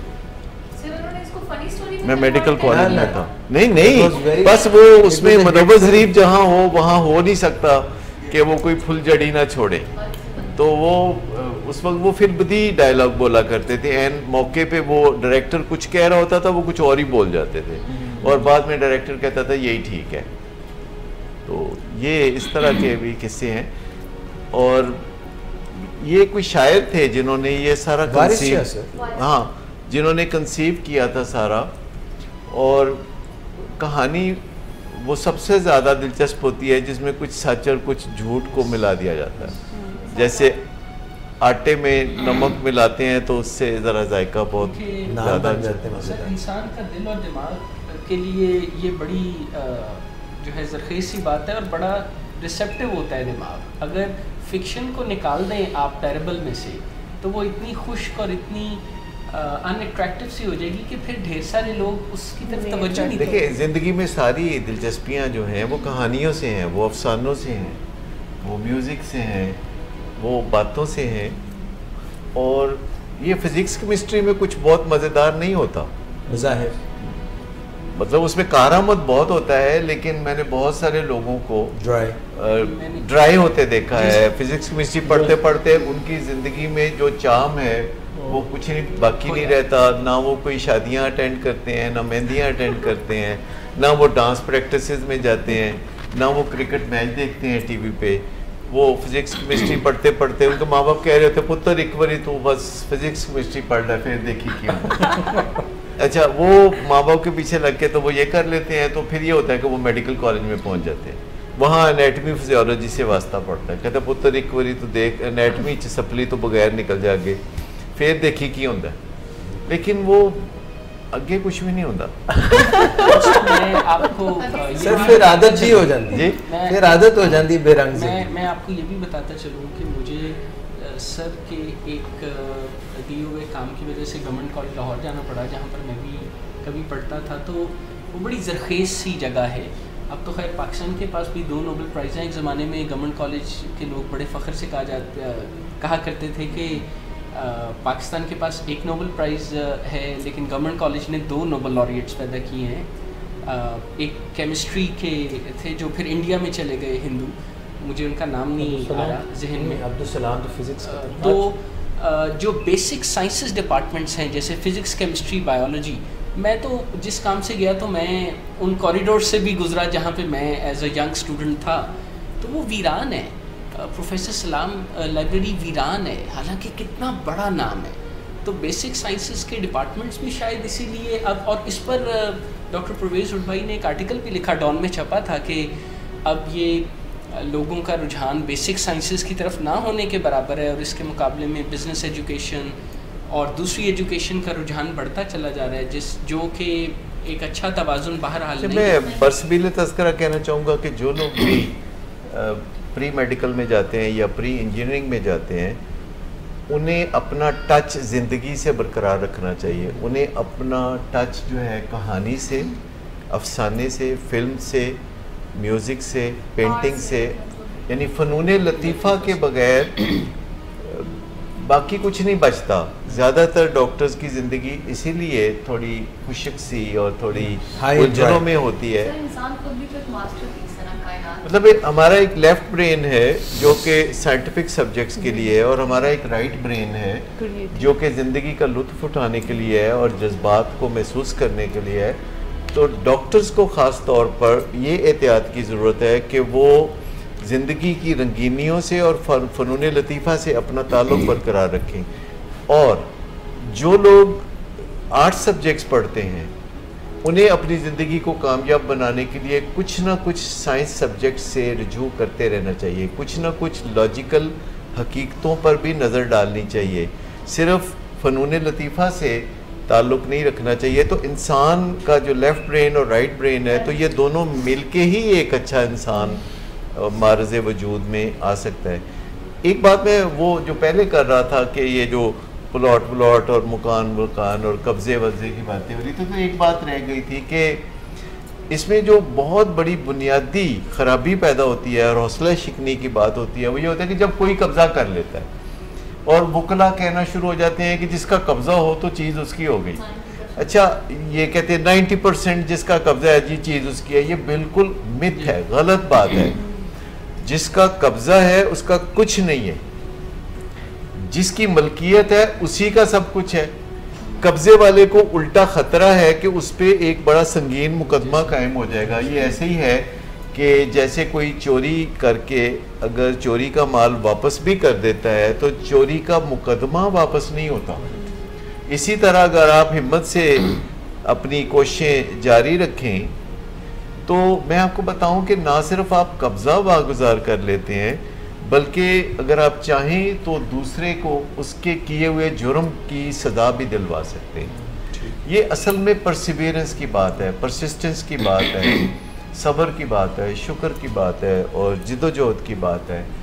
और अगर हम इन सांचों में डल जाते हैं तो ज़िंदगी रोज़मर्रा एक मज़ेदार चीज़ बन जाती है। मुझे बताइए कि कभी ऐसे वनडे मैच को आपने इंजॉय किया है जो यकतरफा हो जाते हैं? नहीं, मज़ा नहीं आता। जहाँ एक एक बॉल पे मामलात उलट पुलट होते हैं, उन्हीं चीज़ों को आप इंजॉय करते हैं। अगर ज़िंदगी में भी सब कुछ हमारी मर्ज़ी से होने लगे और हमें पहले ही पता हो कि क्या होना है और हर कोई शख्स हमारी बात मानने लगे तो ज़िंदगी बहुत बोर हो जाएगी। सर, जैसे कब्ज़ा की आप बात कर रहे हैं, कब्ज़ा हमारे लोग सोचते हैं कि कब्ज़ा अगर हो गया है तो चीज़ हमारे हाथ से निकल गई है। जैसे कि हम कहीं भी जाते हैं, कोई केस होता है तो सबसे पहले वो वकील भी ये पूछ रहे होते हैं अच्छा काबिज कौन है।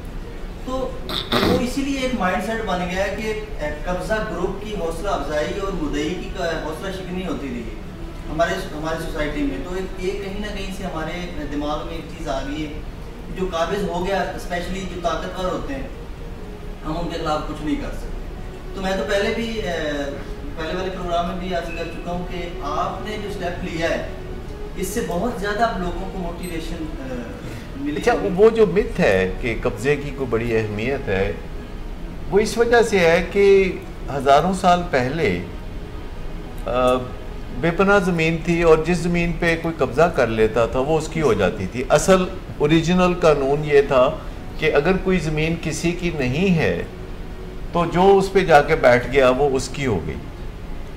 ये इब्तदान ऐसा होता रहा, लेकिन जब वो ज़मीन शर्त यह है कि किसी की ना हो, तो आज भी अगर आप पहाड़ों में, बियाबानों में, रेगिस्तानों में जाके किसी ज़मीन को अपना कहने लगे और वहाँ कोई भी ना हो कौवों के अलावा जो मना करे आपको, तो वो ज़मीन आखिरकार 200-300 साल के बाद आपकी आने वाली नस्लों की हो जाएगी। क्योंकि जब आबादियाँ उसके करीब आएंगी तो फिर नेचुरली जिसका कब्ज़ा किसी ज़मीन पे होगा तो पटवार खाने में उसका नाम हो जाएगा। लेकिन एक मुहज़्ज़म मुआशरे में, एक सिविल मुआशरे में, जहाँ पटवार खाने हैं, जहाँ रेवेन्यू डिपार्टमेंट है, जहाँ डिप्टी कमिश्नर के ऑफिस में हर एक ख़रीदो फरोख्त का अंदराज होता है। और मैं आपको बताऊं कि एक चीज़ होती है जो कि पटवार खाने में दर्ज होती है कि वो आपकी है, खाली ये नहीं फिर होती, फिर यही इंदराज जो है डिप्टी कमिश्नर के ऑफिस में भी शिफ्ट होती है। तो एक चीज़ होती है जिसे हम कहते हैं परत पटवार, और एक होती है परत सरकार। तो जब आप पटवार खाने में कोई चीज़ आपके नाम होती है तो ये एक हिस्सा है जिसे हम परत पटवार कहते हैं। लेकिन फिर आप कुछ अरसे के बाद देखते हैं सरकारी निज़ाम के तहत वो डिप्टी कमिश्नर के ऑफिस में भी उसका अंदराज होता है, तो उसको परत सरकार कहते हैं। जब ये सारी फॉर्मेलिटीज़ आप समझ लेते हैं तो फिर आपके लिए ये बहुत आसान हो जाता है समझना कि कब्ज़ा होना उसी सूरत में कारआमद है आपके लिए जब मलकियत भी आपकी हो। जब वो मलकियत किसी और की है और कब्ज़ा आपने किया हुआ है तो आप समझें कि आप वल्नरेबल हैं, किसी वक्त भी आप जो कानून के शिकंजे में आ जाएंगे और आपको लेने के देने पड़ जाएंगे। सो इवन बाज़ वकला ऐसा समझते हैं, हत्ता कि आम पब्लिक में भी ये बात बड़ी ज़बान ज़द आम है कि जी कब्ज़ा है, तो लोग कब्ज़े के पीछे पड़ जाते हैं। अच्छा, कब्ज़ा करने के लिए फिर आपको मार कुटाई करनी पड़ती है, आपको धींगा बश्ती करनी पड़ती है, आपको लड़ाइयाँ करनी पड़ती हैं, और यहाँ कहीं आपसे कोई मिस्टेक हो जाती है, यहाँ फिर आप कोई ऐसा काम कर बैठते हैं जो कि कानून के ख़िलाफ़ था, यहाँ कोई आप कानून को हाथ लेने वाली हरकत कर बैठते हैं जिस पे आपके ख़िलाफ़ पर्चा होता है, और फिर आप अपनी ज़मीन छोड़ के जान छुड़वाते हैं। सो कभी भी ऐसे मामलात में या ज़िंदगी के किसी भी मामलात में हाथापाई, बदकलामी और मार कुटाई को ज़रिया न बनाएं। ये ज़माना गुज़र चुका है इन चीज़ों का। आने वाले वक्तों में इन चीज़ों का कोई मकाम नहीं होगा। जो जितनी जल्दी गुफ्तो शनीद पे कोई महारत हासिल कर ले, अपना लुब्बे लुबाब बयान करने में आसानी पैदा कर ले, उतना ही उसकी ज़िंदगी में फूल खिलने लगेंगे, उतनी ही खुशबू उसके चारों सम्मत फैलना शुरू हो जाएगी। ज़बरदस्त सर, आपने बहुत ही सही बात की। मुझे पता नहीं क्यों एक और बात याद आ गई कि पहले एक वक्त था जब पटवारी और सरकार एक ही थी, मगर अब पटवारी अलग हो गए हैं, सरकार अलग हो गई। इजाज़ भाई सुधर जाए। सर जी मुझे एक ऐसी बात याद आ गई, हाँ ये इल्हाम नहीं हकीकत। अच्छा सर, मैं जरा आगे चलना चाहूँगा। अब पटवारी अलहदा हो गए हैं, सरकार अलहदा हो गई। क्या बात है। कार्य सरकार में मुदाखलत नहीं करनी चाहिए, डॉक्टर साहब ने फरमाया। ठीक है सर, ये सुल्तान साकिब बलोच ने बहुत अच्छी हीर सुनाई है, और हीर वारिस शाह जो है अब नादिया मेरे ख्याल में बहुत अच्छा रांझा सुनाएंगी। नादिया, आपने रांझा राजी की है? नहीं, अभी नहीं किया। ठीक है, तो आप मुझे ये बताएं कि आप जो है कोई इलायची, पान, बीड़ा, सौंफ, ये ऐसा कोई गाना सुनाने वाली है? इतनी चीज़ें नहीं है, सिर्फ एक लौंग है और एक इलायची है, उसके ऊपर गाना सुनाओ। चलिए सुनाइए, क्योंकि उतनी बातें वैसे भी इस तरह की चीज़ें से अलाउ नहीं लगाना, बीड़ा, पान, पता नहीं क्या क्या, वो तो मैं वैसे भी नहीं गा सकती। लौंग तो अच्छी चीज़ है ना, लौंग इज गुड। ख़ास तौर पर रात को दांत में दर्द हो रही हो तो वहाँ पे लौंग रखें। लेकिन लौंग अगर शॉर्ट हो तो दांत में रखा जा सकता है। अर्क निकाल लें। ओके जी, Laung Laachi dedicated to all of you. Doctor Amanullah को ये गाना बहुत पसंद है। अच्छा, पसंद फुल टाइम एकदम डेडिकेशन वाला।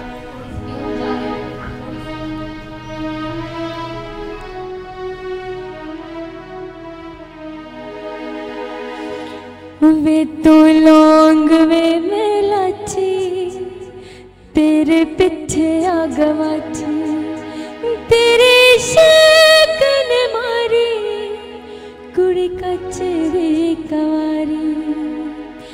वे तो लौंग वे मैं लाची, तेरे पीछे आ गवाची, तेरे शक्ल मारी कुड़ी कचरे कवारी। वे मैं तंबे दे पहाड़ा वाली शाम में मुंडे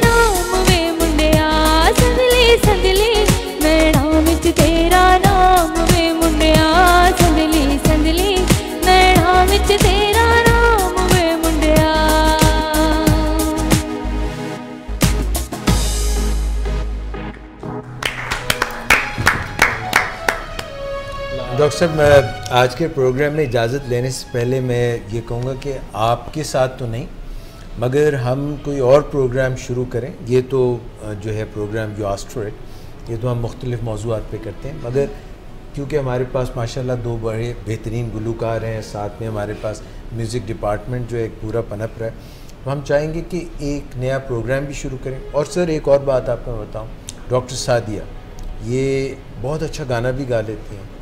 नदीम नूर साहब, क्या गायकी है, क्या सुर है, क्या साज है, क्या राग है? मैं देखिए मेरे ज़्यादातर साथी बहुत सुर में हैं, बहुत ज़्यादा। और मुझे सिर्फ अफसोस ये हो रहा है कि इस तरफ दाएं तरफ बहुत अच्छे गुलकार हैं आपके दाएं तरफ, जबकि इस तरफ भी छुपा हुआ टैलेंट है। तानसेन परेशान है, उसके रूह परेशान है। यानी जो मिस शुमाइला हैं जी, वो और डॉक्टर मानुल्लाह, तो सर ये कोई अंताक्षरी हमें करानी पड़ेगी किसी और प्रोग्राम में। अच्छा है कि हम यहाँ ज़्यादातर हमारे साथ गुलकार हैं, वरना ग्लूकोज होते तो और बड़ा मुश्किल होती। सर उसका भी इंतज़ाम है जी, ग्लूकोज जी, वो डायबिटीज़ वाले जो हमारे पास कंसल्टेंट्स हैं, वो ग्लूकोज कहीं गलत जगह ना चला जाए, इसका इंतज़ाम करते रहते हैं जी। तो आज के प्रोग्राम में वैसे आपने बहुत अच्छा गाया, very entertaining, very nice, very sweet, बहुत अच्छा लगा, बहुत मज़ा आया। और इसके साथ ही नाज़रीन हमें भी इजाज़त दीजिए, आप सब लोगों का बहुत शुक्रिया। डॉक्टर साहब बात पता है क्या है, कि जो आप जिस मौजू पे बात कर रहे थे बहुत हसास है, बहुत तकलीफ़ दे भी है, मगर जिस शगुफ्ता अंदाज में आपने काम की बात भी बता दी और उसको लाइटर टोन में भी रखा, और आपने ये मशवरा भी दिया कि इसको निभाते हुए अपना मूड मिजाज जो उसको बर्बाद नहीं होना, यानी शगुफ्ता और शाइस्ता और दोनों रखशिंदा। और तीसरी कौन है सर? दरख्शिंदा। दरख्शिंदा भी है जी। ये जो तीनों बहनें हैं सर, उनको जो है हम ज़हमत नहीं देते, ज़हमत नहीं देते, मगर उनको खराज तहसीन पेश करते हैं। और आपका मिस, आपका ख़ास शुक्रिया, क्योंकि आपका जो थीसिस है खीर के ऊपर, वो आप समझे वो क्या कहना चाह रहे हैं, कि आपने सारे प्रोग्राम में अपनी माहिराना राय नहीं दी। मगर सर इनकी दुआएं हमारे साथ हैं, तो आपका भी बहुत शुक्रिया, सबका बहुत शुक्रिया। थैंक यू वेरी मच नाज़रीन, वंस अगेन आपका वॉच करने का। Please we need your feedback, and I am sure that in your own life you will learn from these things that may be part of your life as well, in some altercation, in some problem that comes to us without us inviting it. तो अपना बहुत ख्याल रखिएगा, इंशाअल्लाह फिर मुलाकात होगी। अल्लाह हाफ़िज़।